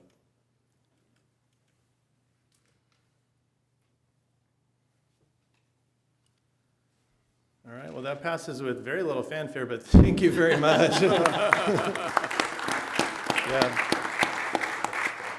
That's going to be quite a wonderful partnership and facility for our city, so thank you all for being here and bringing that to our wonderful community. All right, and thanks to the subcommittee on that. You all did good work, a lot of heavy lifting there. Okay, item number 11 is adopt resolution opposing initiative 21-0042A1 at the request of myself and Mayor Pro Tem Stewart. May we have a staff report, please? Yes, Mr. Mayor, we actually have a PowerPoint. So as the City Council is aware, the City of Temecula was recently contacted by the League of California Cities requesting legislative action on Initiative 21-0042A1, a statewide ballot measure impacting the finances of local governments. So we're going to go through, we went ahead and we met with Mayor Schwank and Mayor Pro Tem Stewart, and this is on at their request. Next slide. So just a very quick summary of what we're referring to, the California Business Roundtable, which we're referring to as the CBRT measure. The most important and relevant sections for local government happen to be Section 5 and 6. And the CBRT measure, it is a proposed measure that is going to be on the November 2024 ballot. Under Section 5 and Section 6, it categorizes every levy, charge, extraction, assessment, fee as either a tax or an exempt charge. If it is a tax, then it is subject to voter approval with specific title and summary language requirements as set forth in the measure. If it is an exempt charge, there is some new language that is being proposed to the existing law that already exists. It must be, quote, reasonable, and it cannot exceed, quote, the actual cost, which is the, quote, minimum amount necessary of providing the service or product. The burden of proving reasonable and that it is the minimum amount necessary is on the local government, and the standard is now clear and convincing evidence. The measure also prohibits advisory measures and fees for vehicle miles traveled. Next slide, please. The City of Temecula, from a budget impact statement, will need to go ahead and take a look at certain water, sewer, wastewater, garbage, electric, and gas fees, nuisance abatement charges, emergency response fees, emergency transport charges, land use and development fees, document processing fees, facility use charges, parking fees, fines and penalties, and parks and recreation fees to go ahead and understand the full impact to its budget. The California City Finance has estimated that with respect to cities alone, there will be an $800 million annual impact. Next slide, please. With respect to our legislative platform, taking a position on CBRT, it is directly connected to the second out of our 3 guiding principles, which states that we actually promote our fiscal stability and predictability and financial independence. We also have a general policy statement that says that we support legislation and funding for the preservation of our revenue allocations and our resources, our monetary resources. And then we also have 2 city-specific policy statements that promote fiscal stability and predictability as well. Next slide, please. Here is a listing of the supporters of CBRT measure. This is a list of the Business Roundtable Board. Next slide, please. Here is a listing as of February 14th of the opponents And because this does impact the state budget as well as local budgets, statewide, the League of California Cities, Counties, Special Districts, as well as labor, public safety, teachers, nurses, they're all opposed to it at this time. And then you can see there the cities that are listed to date. That list has been updated to approximately 125. A lot of cities, just like the city is considering currently the measure. Next slide, please. Mr. Mayor, that concludes staff report, and we will turn it over to the City Council. Okay, thank you very much. Any questions at this point from anyone? I'll just start it off. I would just like your guys' point of view from the subcommittee, why I guess we should adopt a resolution opposing this initiative. Yeah. So, I think for me, and I'm not going to speak for Mayor Pro Tem Stewart, but the things that piqued my interest right off the bat was this is a direct assault on our budget. Getting elected to the city council, a top priority is maintaining fiscal responsibility, and anything that undermines that, I'm going to have a problem with. You talk about some of the things, and we could throw the slide back up. We don't necessarily have to, but you could go down this list, and the developer impact fees were one of the things that caught my eye. When we like to, as a city, when something comes in to be developed, we want to provide infrastructure first. You could potentially have a developer say, I don't think that's reasonable. And the burden would be on us to prove that it was in fact reasonable. So you could have developments come in without infrastructure. So those were some of the things that really just right away were red flags for me. Yeah, for me, this is another situation where something's being sold to the public is one thing when it's really something else. And it's like an onion. The farther you peel it back, the stinkier it gets. And that's what this one feels like to me, because it was really developed by developers to not have to go and spend all that extra money and give cities the ability to mitigate big projects with roads and infrastructure. And so I'm against it just on that principle alone. I'm against taxes. I'm not a tax and spend kind of guy. I voted against Measure S, but I see what Measure S has done for the city since we've done it. So, okay, I can live with that. But this will totally destroy our ability to keep up with infrastructure. You think that freeway would be getting fixed right now without that money from developers? Not a chance. My other hat is RCTC, which is Riverside County Transportation Commission. And so our job is to look for projects that are in desperate need in Riverside County. And our biggest problem is coming up with money. And so, and that's even with those fees intact. Now imagine if those fees aren't there anymore because they're stuck in litigation for years because it's up to the count or the city or the region to prove that they need those funds to mitigate their project. So it's such a fuzzy thing, and it's going to be incredibly difficult to do our jobs, not just in our city, but regionally, without that money from developer impact fees. And so that's why I'm against it. All the other stuff, I don't care. But it's being sold as something else. And it's really about developers not wanting to pay their fair share and put in the infrastructure necessary to keep our cities moving. That's why. All right. Any of my other colleagues have any quick questions? No questions directly. I think once we, listen to the public comments, and then we'll just go from there, I think. Yeah, just a point of clarification. So voting this up, what does that do? That puts us on the list with the National League of Cities that are opponents of the measure, correct?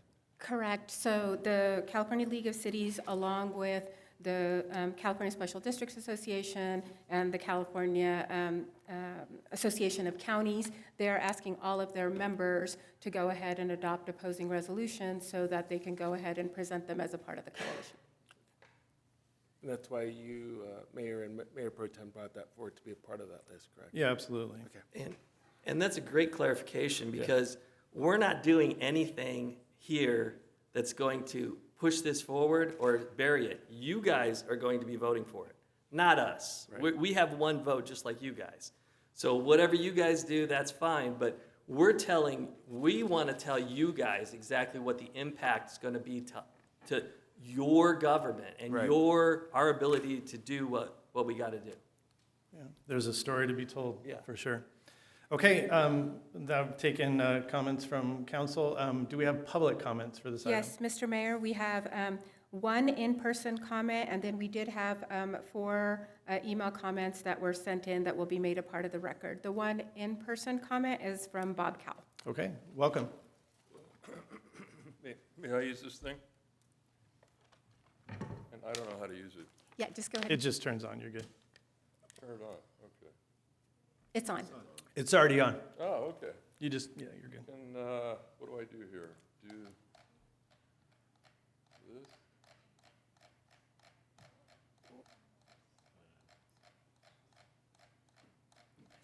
Okay. That show it? Yep. Let me actually go the other way. That was good. Take care. There you go. All right. Hey, you know, the consent calendar number 1 waived showing you the resolution. So this is the resolution.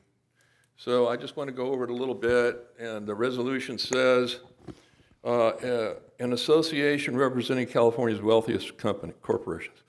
Carl DeMaio is Reform California. He does not represent the wealthiest corporations in the United States. You guys are woefully uninformed about what this proposition says.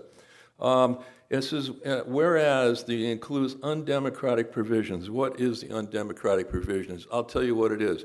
Instead of 55%, it goes to 2/3 like it used to be in California. It was harder to pass taxes. That's what this is all about. Harder to pass taxes instead of every tax being passed. Okay. Unconstitutional loopholes. I just want to know where that is. Maybe you can send me the slides of this so I can go over it next time. The measure may be difficult to state and local regulations and fees. It just says that here. I know you presented it up there, but nobody can see it. The public cannot see what you had because that was so small. And then whereas the measure puts billions of dollars currently dedicated to local services and risk and could force cuts in fire and emergency, et cetera, et cetera. You know, I drove up to Sacramento on Friday. There were so many potholes in the road. Then I was feeling like sending a letter to the state legislator saying, hey, fix this road. But where is that going to go? I tell you what, that would go in the round can because they don't use. What they do is when you have a tax, a state tax, and most of the time bonds and everything else get diverted to other things, and you never see that money going to where it's supposed to go. So what we end up with is a small portion of what the state says they're going to give us. So you're begging them for that 10% of the 100% that you give the state. And this resolution is just made up by a bunch of bureaucratic fools. I'm sorry. And I don't know who made it up. I'm sorry if it's you, Stu. But I didn't mean that, fools. Maybe just uninformed.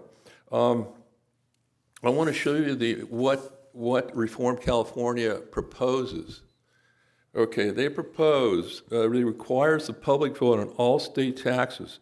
No exceptions like is what happened with the recent gas and car tax hikes.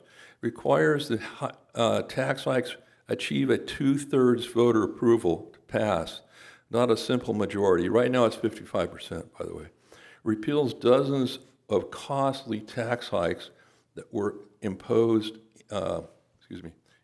anytime after January 2022. It ends the ability of politicians to put deceptive titles, and we've suffered from that for years. Deceptive titles by the Democrats putting things on there that aren't representative of what the measure actually says. A ballot that fails to disclose a measure containing a hidden tax hike. tightens the definition of tax to eliminate the ability of politicians to call something a mere fee to avoid voter approval. This is nothing.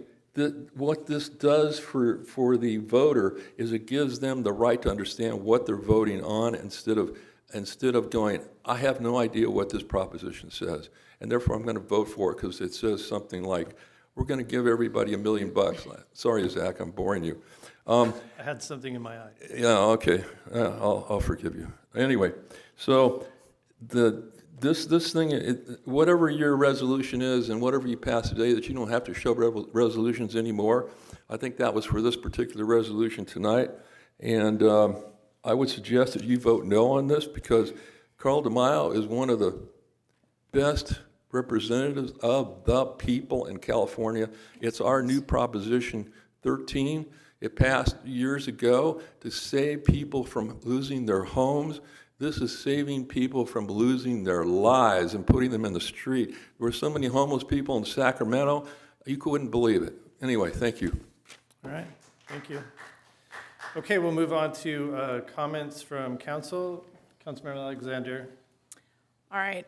So I've really been diving into this because I found out last week, and then I wanted to really have a full understanding about the initiative and also where we stand as a city. And so I really wanted to be able to listen to both the California League of Cities of where they stand. I sat with Councilmember Kalfas and also with staff today. I also did have the opportunity to meet with Carl DeMaio last night and have a conversation with him as well to get the understanding of what California or Restore California is actually doing. Because I think it's important that we get both sides. Sometimes when we read one thing from one organization or just the government, it's very easy to get a bias. So as we know, we always want to make sure we're listening to both sides as to why that's happening. So that being said, for me, I need to investigate it, talk to both sides, and what I look at it as is this is jumping the gun. We can raise tax. We have been raising taxes here in California, not we. California has been raising taxes. We are seeing that there's been an issue. People are losing their homes. People can't buy food anymore. There are hidden fees I'm not very excited about at all. And I think and I know that this type of an initiative is going to create more clarity. It's going to create more transparency, and it's going to give power back to the people, whether it's in Temecula or California as a whole. And I believe that that is why I'm here as a city council member, is to give them the power to be able to let me know where and how they want their money used. And so that being said, I try to take a look at for city purposes. So I wanted to really get down to the city here. And looking at the taxes in general, special tax is a 2/3 vote that will be needed by the voters, as the same right now. So it doesn't change. General purpose tax is the majority of 50% or 50% plus one, same thing. The main reason of why they're bringing this forward here to our cities is that the taxes need to be properly titled. So that way there's no more hidden agendas as it's for the children when it really, really isn't. Because how many times do we see that over and over as some might be thinking that this is a hidden agenda. The fact that I believe is we have been dealing with hidden agendas for a long time. Whether they come in through fees, through the electrical company, they come in through the gas company, which I believe is called the public purpose charges that they come through. And then honestly, that's just going to a lot of other programs utilizing for the, what I've looked at as climate change. So does every single resident here in Temecula want that? I want to know what they want. And going to the polls gives them the opportunity to have transparency and to pick and choose what they want to do with their money. And that's why, for me, I cannot support this resolution. Okay, thank you very much. Councilmember Brown, any comments? I don't, thank you. Okay, Councilmember Kalfas. Yes, I just want to say, first, I agree with a lot of the items that Councilmember Alexander just stated. For me, in this initiative, like Mayor Pro Tem Stewart said, this is an onion. There's so many layers to it. But there are so many items in this initiative that they're putting forth, the Reform California is putting forward, that I completely agree with. And like Councilmember Alexander stated, in the ballot titles now, if it's an increase in taxes in the title, it has to say tax increase. And ballot initiatives and propositions are known for being so deceptive and ambiguous, and this takes that confusion out of it. And I know that governments want to make it easy to tax the citizens. Businesses don't want to have those taxes. And I agree with you, Mayor Pro Tem Stewart, when you said that businesses should have to pay their fair share. But in this measure, it states that it has to be, was it reasonable? And the burden of doubt is on the city to prove that. And it should be on the city and it should be on the state to prove that these fees that we're charging businesses in already the highest taxed state in the nation, that these fees are reasonable and local governments and the states aren't making massive profits off of all these fees. Because again, California, and there's so many businesses that won't even do business in California because of all the red tape and because of all the fees. And again, I do believe that the burden should be on the government to prove that these fees are reasonable. And I believe, especially in the city of Temecula, that if someone wants to do business in here, that we would be able to prove that the fees that we have even currently are reasonable. And yes, it may take years in court to prove that, but it takes years in court and it takes years in government really to get anything done at all. And this isn't saying that the developers won't have to pay those fees. It just says that they have to be reasonable. And yes, it'll take a while in court, but hopefully eventually there's case law and there's precedent set that's saying that the fees that Temecula imposes on these businesses and corporations are reasonable. And ultimately for me, I want to make it harder for local governments, including ourselves sitting up here, to tax the citizens. And that's what this initiative does. It makes it harder for us sitting up here to impose taxes on them.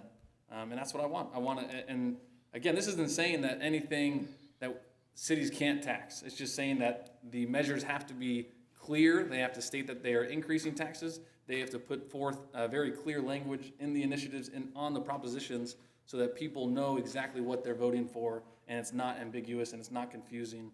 And I think that's what this initiative does. So I would be standing against this initiative. Okay, thank you very much.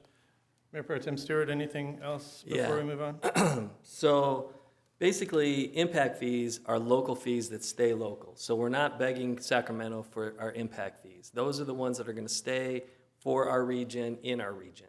So we don't have to go up and try to claw that back.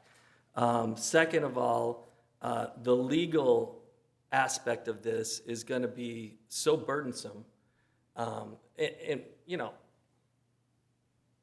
I get it, not wanting to pay more in taxes, and taxes are usually sold a totally different way than they're actually going to be used. And here's my fear going forward is state of California is going to exempt themselves from this, and all the local agencies and governments are going to have to deal with this, and they're going to keep doing exactly what they're doing. They're going to be able to raise taxes on us. They're going to be able to change whatever the tax was actually sold to us as, and we're stuck now in a legal battle or not even being able to raise money because who's going to vote for a tax?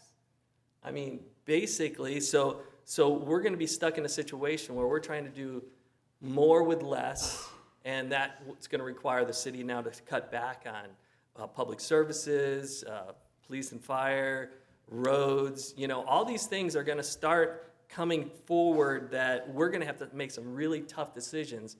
And we love our safe city. We love our good streets. And that won't be the case if this thing goes forward. Good intentions, I get your arguments, you know, as far as, but there's unintended consequences that come with that. And that means really you're saying we will not be able to increase taxes until our city is in such a degraded situation that people go, okay, enough is enough. I'll pay taxes now. And so that's what I don't want to go there. I would rather keep it the way it is, and you know, the fees that we receive is still not enough to do the job we need to do out there. And anybody who commutes out there needs to realize that. This will impact out there big time. So. Yeah, okay, thank you very much, Mayor Pro Tem. If we could put the slide back up of some of the impact, the one that had the developer impact fees and things like that on there. So this is day-to-day operational stuff in our city that I have a problem with. And you both make compelling arguments about the statewide overtaxing. Don't have a problem with that. I try to look inward and say, well, what have we done in our city? I think we've done a very good job managing Measure S. We absolutely have. And why would I want someone that doesn't live in our city, because this is a statewide ballot initiative, voting on what we can and can't do here? So the idea for me of local control, this is throwing that out the window completely and just letting other people that have no business in what we're doing in our city dictate what we can do here. And I think we've been very good stewards of the finances here in our city, and that's not going to change. That's fundamental to who we are. So I think the time is now to support this. This is us just saying we're opposed to this, right? It's still going to potentially be on the ballot, and everyone will get an opportunity to vote. We're just saying, hey, look at these things here. If we want to raise, if we have to raise a fee from our contract classes, perhaps, we'd have to potentially go to the voters. That seems absurd to me for some of this stuff. So the local component of this is where I had the biggest heartache with this. You both make some pretty decent arguments to some of the larger issues. And if they were separated out, and maybe through negotiation that happens, I don't know. But as of it stands now, I think for me, this is what's problematic. This is day-to-day operational stuff for our city. And Mayor Pro Tem Stewart, you're right, and you can take the slide down now. You're right. People will, at some point, they'll be pulling their hair out going, what has happened to our city? Yeah. And they'll repeal it or whatever. So those are the things, the day-to-day stuff that's really bothersome to me of just operating the city. We've done a wonderful job. We'll continue to do so, and we'll be good stewards of the people's money. If there are no other questions or comments. I think he's got one, and then I got one. One more quick comment. Yep. I wish I had a crystal ball up here, and I could be completely wrong, and you both could be completely right, where I may regret my platform here, and in the future, the city may go downhill, and people will wish that we never, or that wish that this initiative didn't pass, if it is to pass.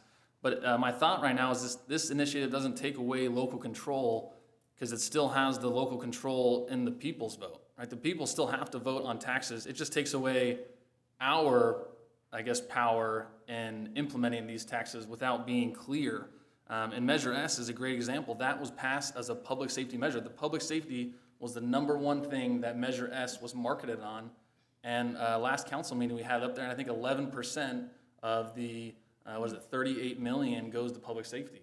So 11% of 38 million that Measure S brings in for the city goes to public safety, yet that was marketed as a public safety fund. And that Measure S is only going to increase with sales tax and only going to increase with inflation, because as sale prices go up, sale tax goes up, that fund goes up, and that fund, we can, if anything, we just cut down on capital improvement programs and we fund police and fire with more than 11% of Measure S. And again, I could be wrong. I don't have a crystal ball. I think that the city of Temecula, with just Measure S alone in place, is going to have a fund for decades and decades to come that is only going to increase, because as we know, inflation is at a high right now, but there's always inflation. They try to keep it at 2%, but we know that is ever increasing. With that ever increasing, so is our fund for Measure S and our ability to pay for police and fire and services in the city. All right, thank you very much. Council Member Alexander, one final comment? So I just think the last thing, adding on to what Councilmember Kalfas was saying also, and what you were talking about, is the fees. And that was something that came up during our meeting as far as the unclarity of what reasonable or actual cost is. So one of the things that I have learned is what this initiative is looking for is that they do not want the city to make money on the fees. So for instance, if there is a certain, where can I put it? Sorry, I had like all these things in here. If there's a certain type of building, something with building that needs to go forward, and maybe they need to spend $30 on it, we can't charge them $50. Charge them for what it costs, and that's what they're saying is don't go above and beyond. Charge them for what it is. And so for me, we're going to have the money that we need, and if we need more money, why can't we go to the city or the people to ask them for that? And giving them local control. I mean, total local control is the people themselves. And I think we just keep going back to that over and over, but yet we don't give them the control. So I really struggle with that a lot, is where does that local control go, here in these seats or out there in those seats? So, thank you. Fair enough. Any other comments before we move on? I'll entertain a motion to approve this item. So moved. All right, we have a motion and a second. Let us vote.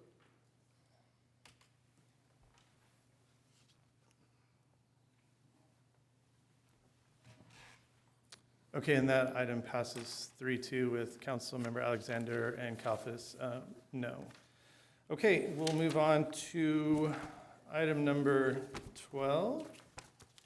This is consider an ad hoc subcommittee to review Temecula Sheriff Station and related funding mechanism at the request of Mayor Pro Tem Stewart. May we have a staff report, please? Yes. Thank you, Mr. Mayor and members of the City Council. And as you know, this item comes at the request of Mayor Pro Tem Stewart, in which he proposed at the February 28th City Council meeting the placement of an agenda item to consider forming an ad hoc subcommittee for the purpose of reviewing options for a new Temecula Sheriff Station and its related funding mechanism. Before the Mayor Pro Tem presents, just a brief background on the following. The previous related subcommittee efforts, the Citygate Police Building Sizing Study, which was part of the agenda item, RSO County Model, Lake Matthews Station, and the Police Base Ad Hoc and the operational outcomes. Now, as some of you may recall, the most recent study to explore the concept of a sheriff station within the Temecula city limits dates back 2 years to February 2021. It was then, at the request of then Councilmember Stewart, that the council created the Police Base of Operations Ad Hoc Subcommittee, which consisted of Councilmember then Mayor Ron and Councilmember Stewart. Next slide, please. The charge of that subcommittee, as described, was to evaluate alternatives to the Police Base of Operations currently located at the Southwest or French Valley Station to a location within the city's boundaries and make related recommendations to the City Council. Now, effective January 10th of this year, that charge has been consolidated into the Public Safety Ad Hoc Subcommittee. The members are Alexander and Kalfas. With that in mind, still in reference to the Police Base Ad Hoc activities, the subcommittee met with staff consisting of the City Manager's Office and former Temecula Police Chief Captain Hall and his team to review facility costs for the current policing model, which included sheriff's deputies housed at the Southwest Justice Center and supported regionally with dispatch, a headquarters, investigations, central homicide, etc. Staff also presented information related to response times versus travel times. The balance of the discussion related to understanding and refining the objective of such an important and potentially impactful work effort. As originally presented, the objective was to locate a facility within the city limits that could be used as a Temecula Sheriff Station to serve as a base of operations for the sheriff's deputies, providing policing services through the contract with Riverside County Sheriff's Office. The facility could be an existing city-owned building, an existing building to be acquired for such a purpose, or a vacant site to develop the future Temecula Sheriff Station.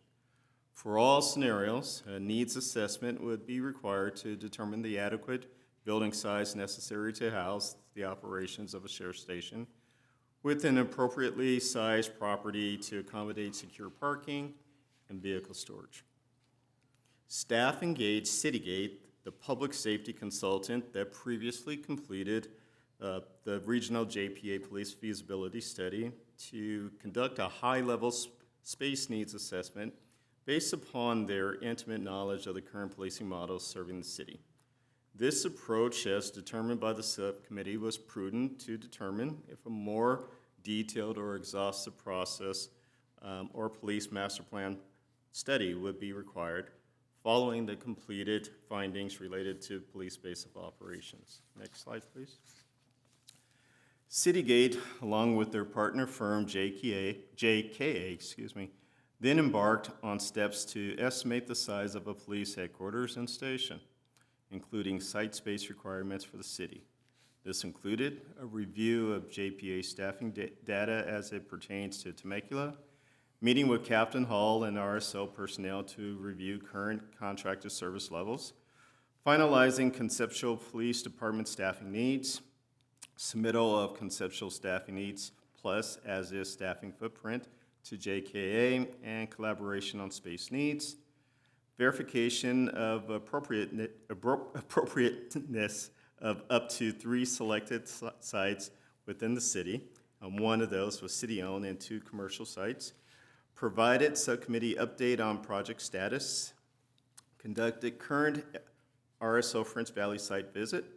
And conducted selected site visits with city staff and a debrief, plus a review of a draft presentation. So, on March 8th of 2022, findings from the process were presented to City Council.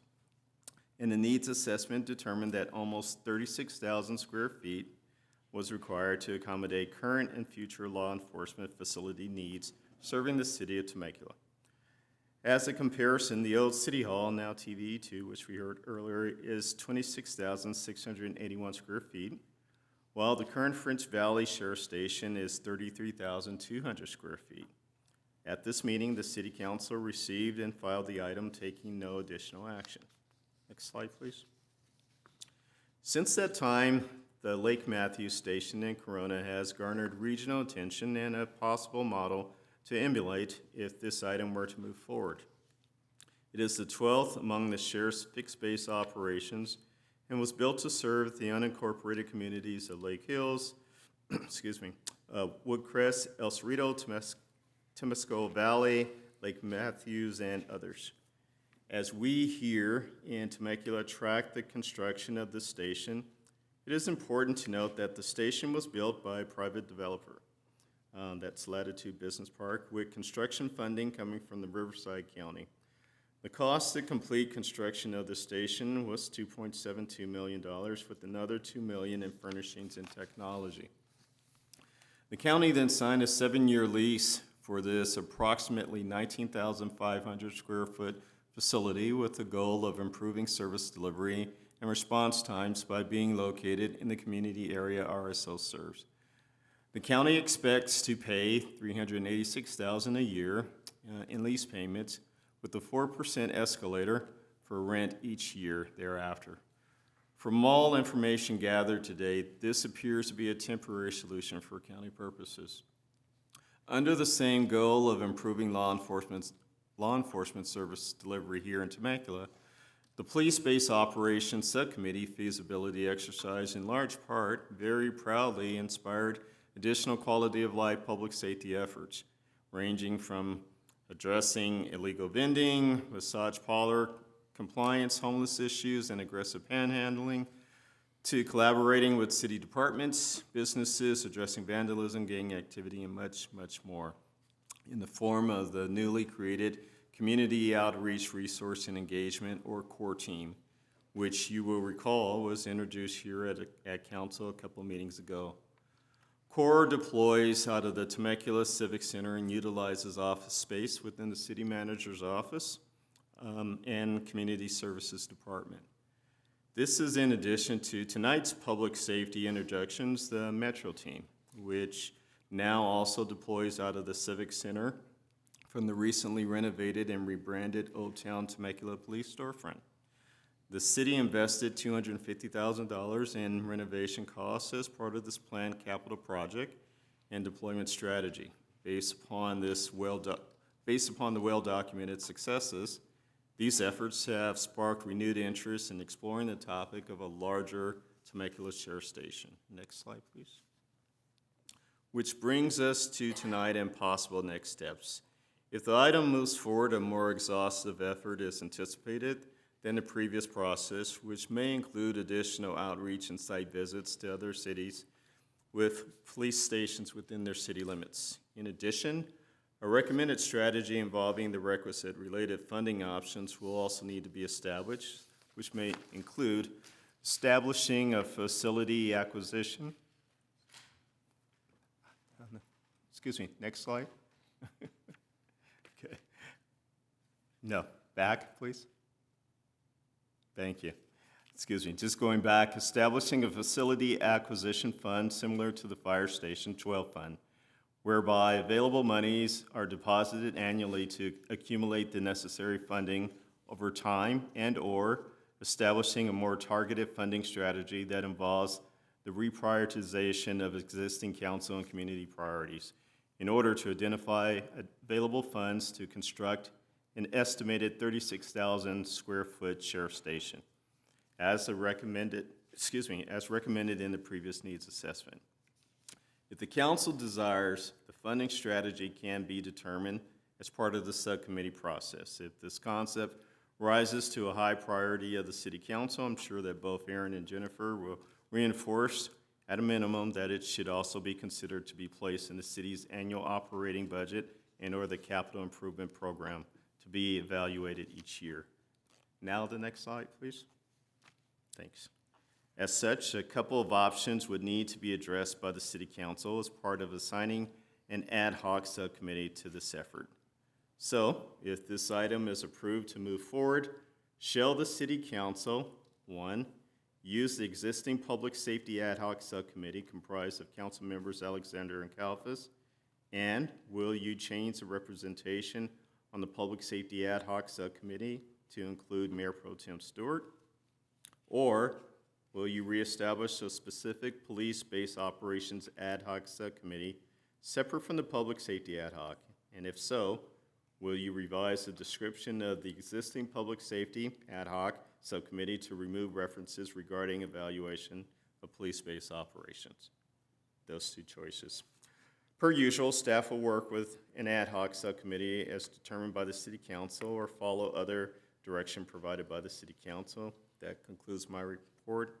Mr. Pro Tem. Yeah, so my ask here is I'm looking at a phased approach to this. I don't necessarily want to go out and start a building project tomorrow.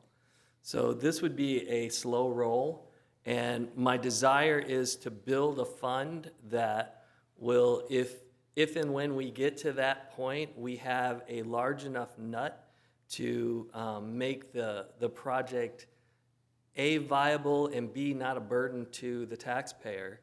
And so that's why the ad hoc committee is really important to, one, look at the funding mechanism, and just like Councilmember Kalfas was stating that, this Measure S fund does have a large public safety profile. And since we own every single fire station in town, I feel, this is just my feeling, I feel it's important for us to have a police presence too, that the city owns. The city, it's, because this is not a new concept, by the way. Moreno Valley has had their own sheriff's station for who knows how many years. And then Eastvale is in the process right now of building their own police station. So this is not a new thing. I just want my own police station thing. It is a desire of mine to bring our officers in-house. Now, what we've done is amazing. The fact that we have so many officers in City Hall right now is incredible, and I love it. So, but I still would like to see all of our officers within our city limits. And so that's my ask. So if we go forward, I would love to be on that ad hoc committee that really does the deep dive and goes and looks at all these other sheriff stations that work symbiotically with the city, and see what that looks like, and see, how that impacted service perhaps, or whatever that ad hoc committee is going to do. I want to be a part of it. So I'm good now. Okay, thank you for that, and thank you for the presentation. I guess we'll open it up to comments or questions for Mayor Pro Tem Stewart. Councilmember Alexander, anything? Okay, you're right. I've been over there, but Councilmember Kalfas, it's I all will you. absolutely start. Again, if this is something that we want, I'm all for it. A couple things I've done since the last council meeting. I asked a couple sheriffs what they thought, and do they want a new station? Right. And it was kind of like if you guys want to give us one, we'll take one. Right. We don't necessarily need one. And then second, a good point that one of the deputies I talked to brought up was in this station would be a holding cell. Right now, if an individual is arrested in Temecula, we bring them to the Southwest Station out in French Valley. Right. And then once you hold someone, you have to release that person, and they are in French Valley at that point. Right. If we bring a police station to Temecula and we arrest an individual and we bring them to the holding cell in Temecula, they'll eventually be released into Temecula. That's just something to think about, Right. who we are bringing in to Temecula and where they would be let out, essentially. Just something, there's food for thought. But if this is something that you want and the council wants, I'm absolutely for. I would love it. I'm with you. I would love to have a police station in Temecula. Yeah. That second part was just a good point that I didn't really ever think about. Like, oh, I would love a police station, but in that police station, we'd have to have a holding cell, and then we bring in more individuals in here that have essentially created crimes. But they're here already. Right. They committed a crime here. That's a great point. Yeah. Also a great point. Yeah. All right. Councilmember Alexander? Well, same thing. I mean, I would like to look into this and just see. One of the things I brought up with the city manager is what's the cost? What is this going to look like? I want to be able to get a clear picture. So we've been on now for 2 years and get a clear picture from going from a police station to a police department to a police station. And so I really want to be able to understand. I guess I'm going to ask you this. At this point in time, where is your heart at? Like, why are we pushing this a little bit more? Is it to be able to bring the community together? Because that was the initial one that we went through. So where is that? Because I have the same question as Kalfis is, having been a police officer before, having been down that road, my biggest thing is when you're letting those people out right in front of your police station, they're walking right back into your city, where now they're at least going into county, can slow things down and maybe create a little bit less crime within our area, even though we have a great sheriff's department, Mr. Durham. So I know that they would take care of it. But the fact of the matter is, where is your heart at with this now? That's what I need to know before we move forward. So my push now is because we're financially able to do it. We have the ability, and 5 years from now, 10 years from now, we may not. And so I wanted to take some of that Measure S money and actually put it aside and prepare, give us enough time to actually kind of percolate this a little bit. Because if we wait too long, public safety costs are going to go up, and it's going to start eating into that. And if this proposition passes, it's going to pull a lot of fees and things that we need to fix roads and stuff, and we're going to have to pull it from somewhere else. So there's a lot of things on the horizon that could start cutting our budget dramatically. So if we don't do it now, it'll be never. And if you guys want never, that's fine with me too. I'm one of 5, but I see value in it, and I've always saw value in it. So it's just a thing. Okay, thank you. Anything else? Okay, Councilmember Brown? Yeah, I don't think it's never, but I kind of don't feel like now is the time, just based on the comments that Brendan made and Jessica, and just the feel like Brendan mentioned from the deputies. It's like the city, you guys want to provide that, yeah, but I just don't get to feel like it's something that they need.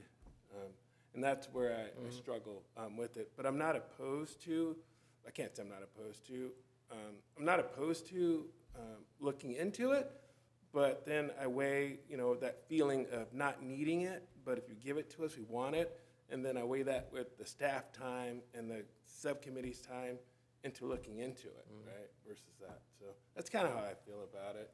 I just doesn't feel like something we need, and I think RSO, they're doing a really good job for the city right now.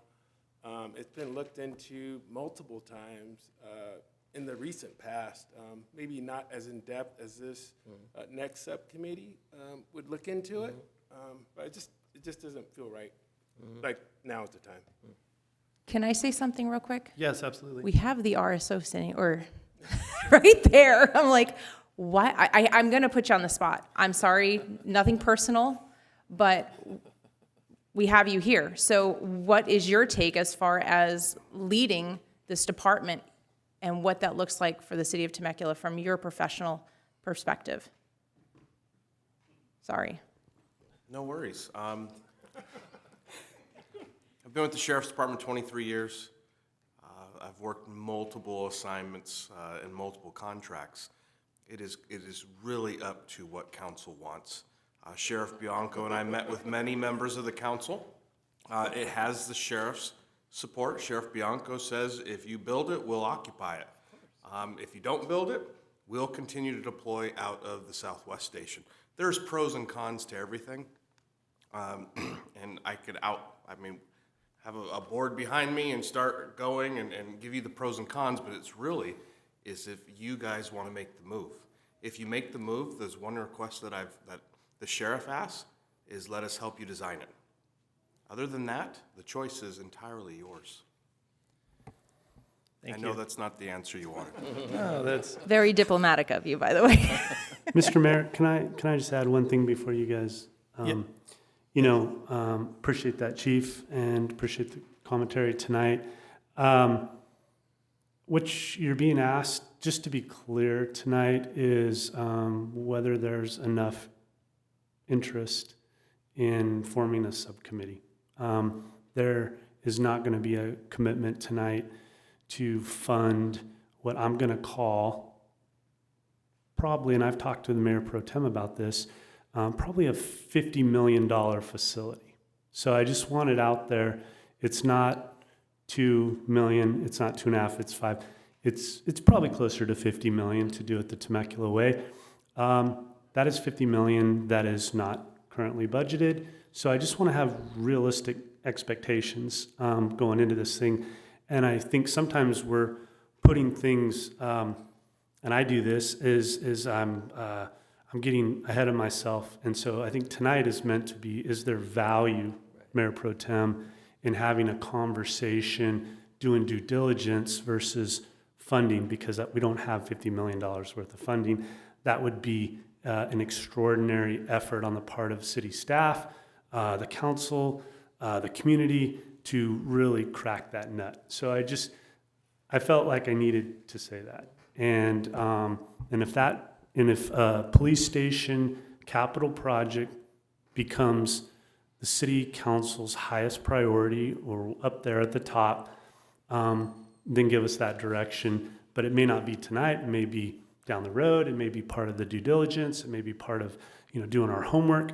But just like this building, this campus, it wasn't one vote, it wasn't one conversation, it was years of planning, putting away money, land use, banking.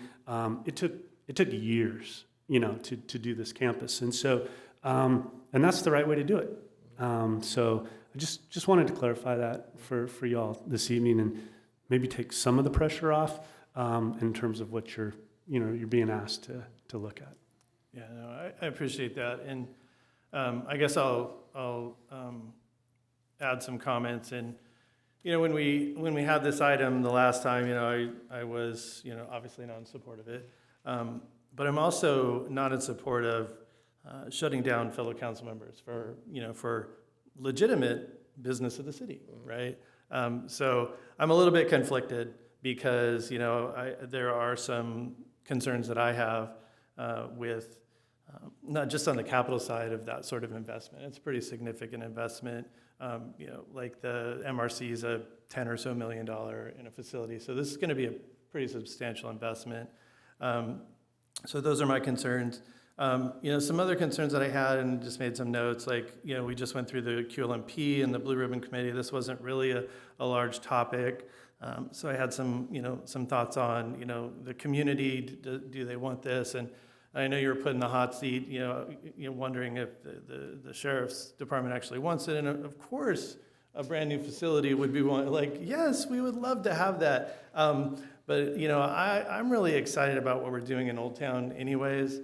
I think that model is fiscally responsible, but it's also the model that we want, a little more community-based stuff. And so I have some concerns with the the size of the project and where we realistically could actually put it. It might not be much closer than French Valley in some respects, but I don't want to be the one to shut you down. So, I would certainly entertain the idea of a subcommittee because I do think we do a lot of good work in there. My concerns would be no financial obligation until we get through it, right? So we're not deciding on a funding mechanism tonight, next meeting, budget workshop. It's something we got to really dig into before we even start talking about money. If we do go down the subcommittee route, as mayor, I'd like to serve on it. I think it would offer some balance. I've stated some opposition, and you're 100% in support of it, but I'm not closed off to the idea of communication. I think you and I work well together anyways. So that would be an ask of mine as well if we decide to go down that subcommittee route. I know maybe this isn't everything you wanted, but I feel like it's a pretty good start. I think we can look at what's happening in Old Town when we cut that ribbon and that base of operations. And just anecdotally, last meeting I was giving a tour to some scouts, and we happen onto the second floor, and we walking through community services, and there's about, 6 or 7 deputies and a sergeant that are deployed out of the second floor. Like, it was like, wow, we kind of have a sheriff's station here, like, right now. So I'm trying to walk the line a little bit with you, and maybe if everyone sort of agrees that, that the parameters are subcommittee, you and I, whether you two want to get off that subcommittee, or do we want to remove that language? I think that's something we need to talk about and create a second subcommittee. But really, as close as we are to the budget workshop and adopting, and I really think we need to get through, the lion's share of what's this going to look like before we start tasking our city manager and our director of finance to start, putting money aside. So those are my thoughts. Councilmember Kalfas? After listening to you speak, as well as the city manager, I would agree with you. I think that Mayor Pro Tem Stewart and Mayor Schwenk, you should do a subcommittee, but I think it should be separate than the Public Safety Ad Hoc Committee that myself and Councilmember Alexander are on. That way it's very specific to this specific instance. And I think that would be a great area for you, Mayor Schwenk, to voice your concerns, and I think you two would be very well at delving out those different issues that will come up. So I agree that the subcommittee should be created. I think it should be created, but I think it should be separate than the Public Safety Ad Hoc Committee. That way it's specific to this instance. Okay, fair enough. Any other comments, questions? Do you want to follow up with anything, or? No, I agree with all you guys. I mean, I don't have a problem with anything you guys said. This is a tall ask. I get it. And so, but I really feel I owe it to the people out there to look into what a police station would mean to our public safety component, because other cities are doing it, and I want to know why. Okay. And so, and there is property that we own that's at the far north end of Temecula that would be perfect for this, and it would still be a straight shot to Old Town and a whole bunch of other good things. But so as far as catch and release, we can release them right next to Marietta. So another shot across the bow. What did Marietta do to you guys? I mean, seriously, did they not let you go there? Marietta's my favorite city other than Did you get kicked out of Sizzler or something? No. I am sorry, I have to apologize on behalf of my colleagues to the city of Marietta. Okay, do you want to make a motion, or Yeah, I can make a motion? I'll make a motion that we form this, a separate subcommittee with Mayor Schwenk and myself to do a little deeper dive and not really kind of take up a whole lot of staff time. It's going to be just us kind of trying to figure this out. Okay, and no funding mechanism. But timeline. Oh, sorry. Yeah. Timeline? Yeah, we need to have maybe a sunset, or, Yeah. And I also think, and part of the reason why I wanted to at least make a motion or add the motion is, this is a big deal. Yeah. And I think that the subcommittee, anytime we meet, we might want to come back to city council Right. and report out to the balance of the council, just so we're, everyone's spoons in the soup, so to speak. Right. So, Mr. Mayor, several of our subcommittees, especially our ad hocs, actually have a timeline of the end of the calendar year, and they specifically say by the end of the calendar year, December 31st, the subcommittee will return to the full city council with a report. Is that something that you would want to consider to have some consistency with the other subcommittees? I think so. Yeah, the updates for sure. Yes, there are always updates in between as well. So I would just ask our city manager, do you think that's enough time, the end of this calendar year? I think we can use the 9 months that are in front of us. Okay. We'll use it well. And certainly, it's easy to come back here 3 or 4 times between now and then as we meet, as we discuss. I think there's great value in doing that, great wisdom in that. And if this is something that spills over, into the next year, you guys will be reevaluating subcommittees in January, and the process can continue. So the only other thing I'll add, Mr. Mayor, probably needs to be a part of the motion, and hopefully council members Kalfas and Alexander are comfortable with this, and maybe this is where you were going, is redefining the public safety ad hoc as outlined as a subcommittee. So we would need to take the study portion of this project out from underneath the public safety ad hoc and put it squarely with the mayor and the mayor pro tem, and hopefully you both are comfortable. We can't have it in both places. And that would only be specifically for this project, nothing else. So if there's anything else that comes up, it would still fall under. Correct. It would be specific to the police base of operations, due diligence, and homework, and everything that we discussed tonight. But the public safety ad hoc of you and Councilmember Kalfas would remain intact for police and fire-related operational or other matters. We would still use the two of you for that. Okay, thank you. Okay, are you good with that? Yeah. Adding that to the motion? And then, again, I'll just reiterate, I think we need to get through this 9-month process, get to the end of the year before we commit any funds. Sure. It'll give staff a little breathing room Yeah. before we do that. Okay, Madam City Clerk, is the motion? I just have a motion by Mayor Pro Tem Stewart. I need a second. Second. Okay, let us vote.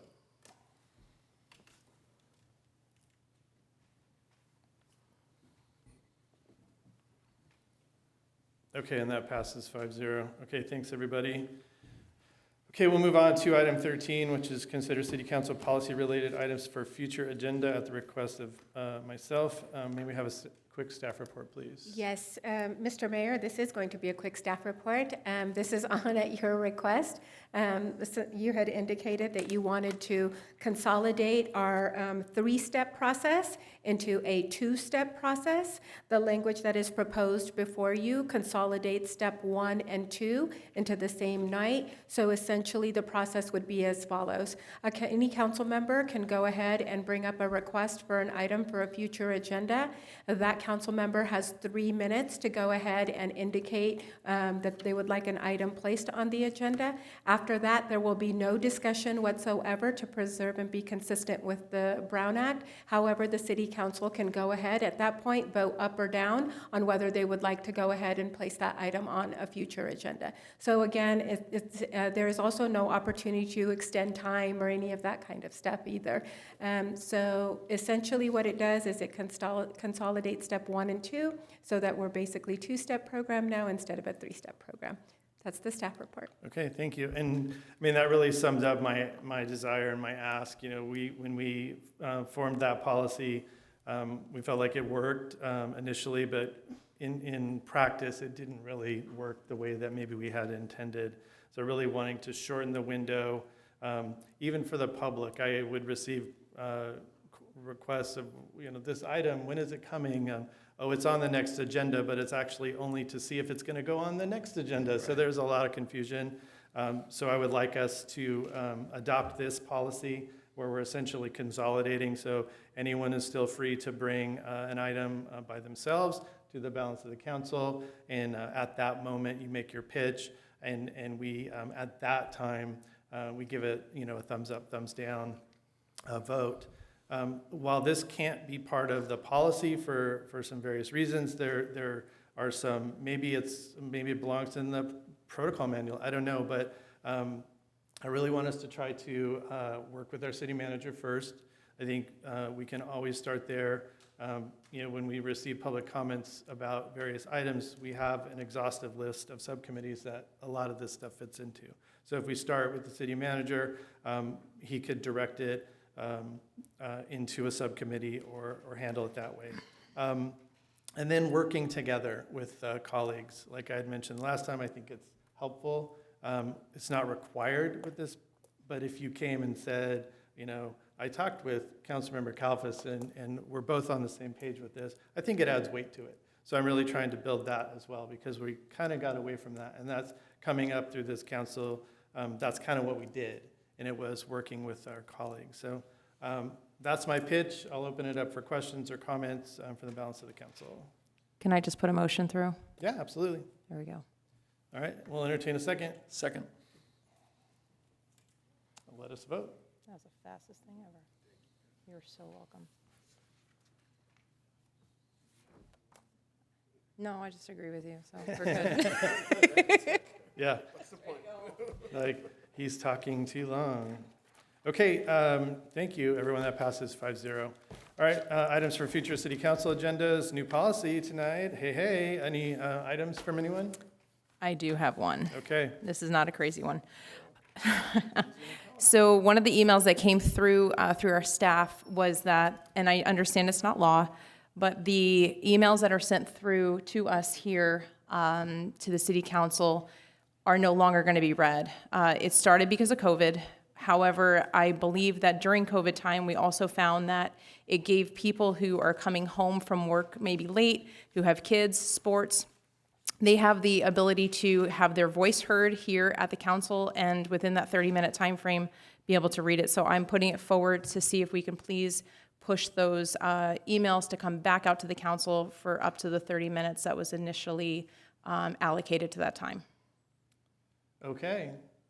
No substantive discussion on the subject Sorry. may occur per our new policy. My bad. So, Sorry. well, you have a motion. Does anyone want to second it first? Can we motion? Oh, yeah, that's right. So you made a motion. Is there a possibility for clarification? You can ask a clarifying question. But just, I thought this was going to be sweet. Keep it short. Okay, so for instance, pre-COVID, so when I came in, when we were online, we would we'd have we'd have the city clerk read in the emails. Once we got back here, we continued because of, I believe it was a state of emergency held us, we were continuing to do that if I'm correct. Anyways, now they are stopped because of the state of emergency. What I'm bringing forward is that those emails that get brought in that will still get pushed through to our emails, I would like them to still be pushed through to be read. That's all I'm asking. Because I think it's important that those individuals who can't make it, families, seniors, people who cannot make it here, or maybe even people who are scared to come to the podium, who have fear, anxiety, this gives them their voice and the ability to be able to speak. Just to be clear, all emails received are today, our practice today and our practice tomorrow will be to include those as part of the city council packet. So they're in there. I think what you're asking is that the city clerk actually physically, verbally read those emails during public comment. Is that correct? And to continue that practice that we've been doing, yes. Because the thing is I think also it gives people in the public the ability to hear that as well while we're here. And I don't think that it's always possible for every city council member to always read every single email possibly. So I want to make sure that they can be heard. That's all I'm saying. I read them even when they say really mean things about I me. do too. I do too, but that's all I'm saying. So Okay, so we have a motion. Is there a second? you guys are so mean. Hey, this new policy works well, everybody. Okay, so that failed. Thanks, Schwank. That failed, I'm sorry. That failed to garner a second, so we will not be voting on that. Okay, city manager's report. Mr. Mayor, just one quick item, and it was touched on a little bit by the Public Traffic Safety Commission, but I didn't want it to get lost on everyone. Our traffic team, Pat Thomas, you, Nick, Ron Moreno, did an exceptional job in preparing grant applications for what we call the HSIP grants. I know the City Council knows this, but yesterday we weren't just awarded the grant, we were awarded nearly $3.5 million that's going to go towards traffic safety, pedestrian safety, school safety. And so that's pretty darn significant. So my hat's off to the traffic team, and very important. We should definitely do a press release on that and let our community know. So well done. Yeah, absolutely. Well done. City Attorney report. Nothing to report. All right. Okay, before we move to adjournment, I'm going to pass the mic off to Mayor Pro Tem Stewart.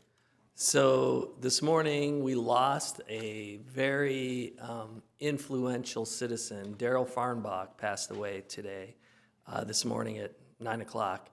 And he was one of the driving forces for preserving the history of Temecula. And the Vail Ranch headquarters, a lot of people are unaware, that's the actual real old town Temecula. That's where Temecula started in 1859.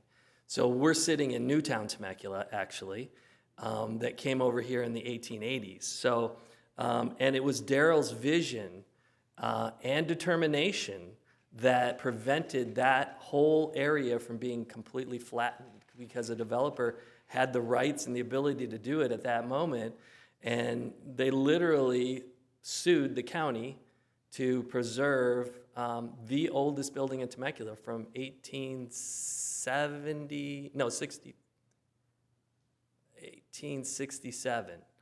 And so, and we've honored him and his wife, Rebecca, here at City Hall. They're on our wall of honor out there. And so he was a very integral part of our city and our history and preserving our history. So we're going to adjourn in memory of Daryl Farnbach.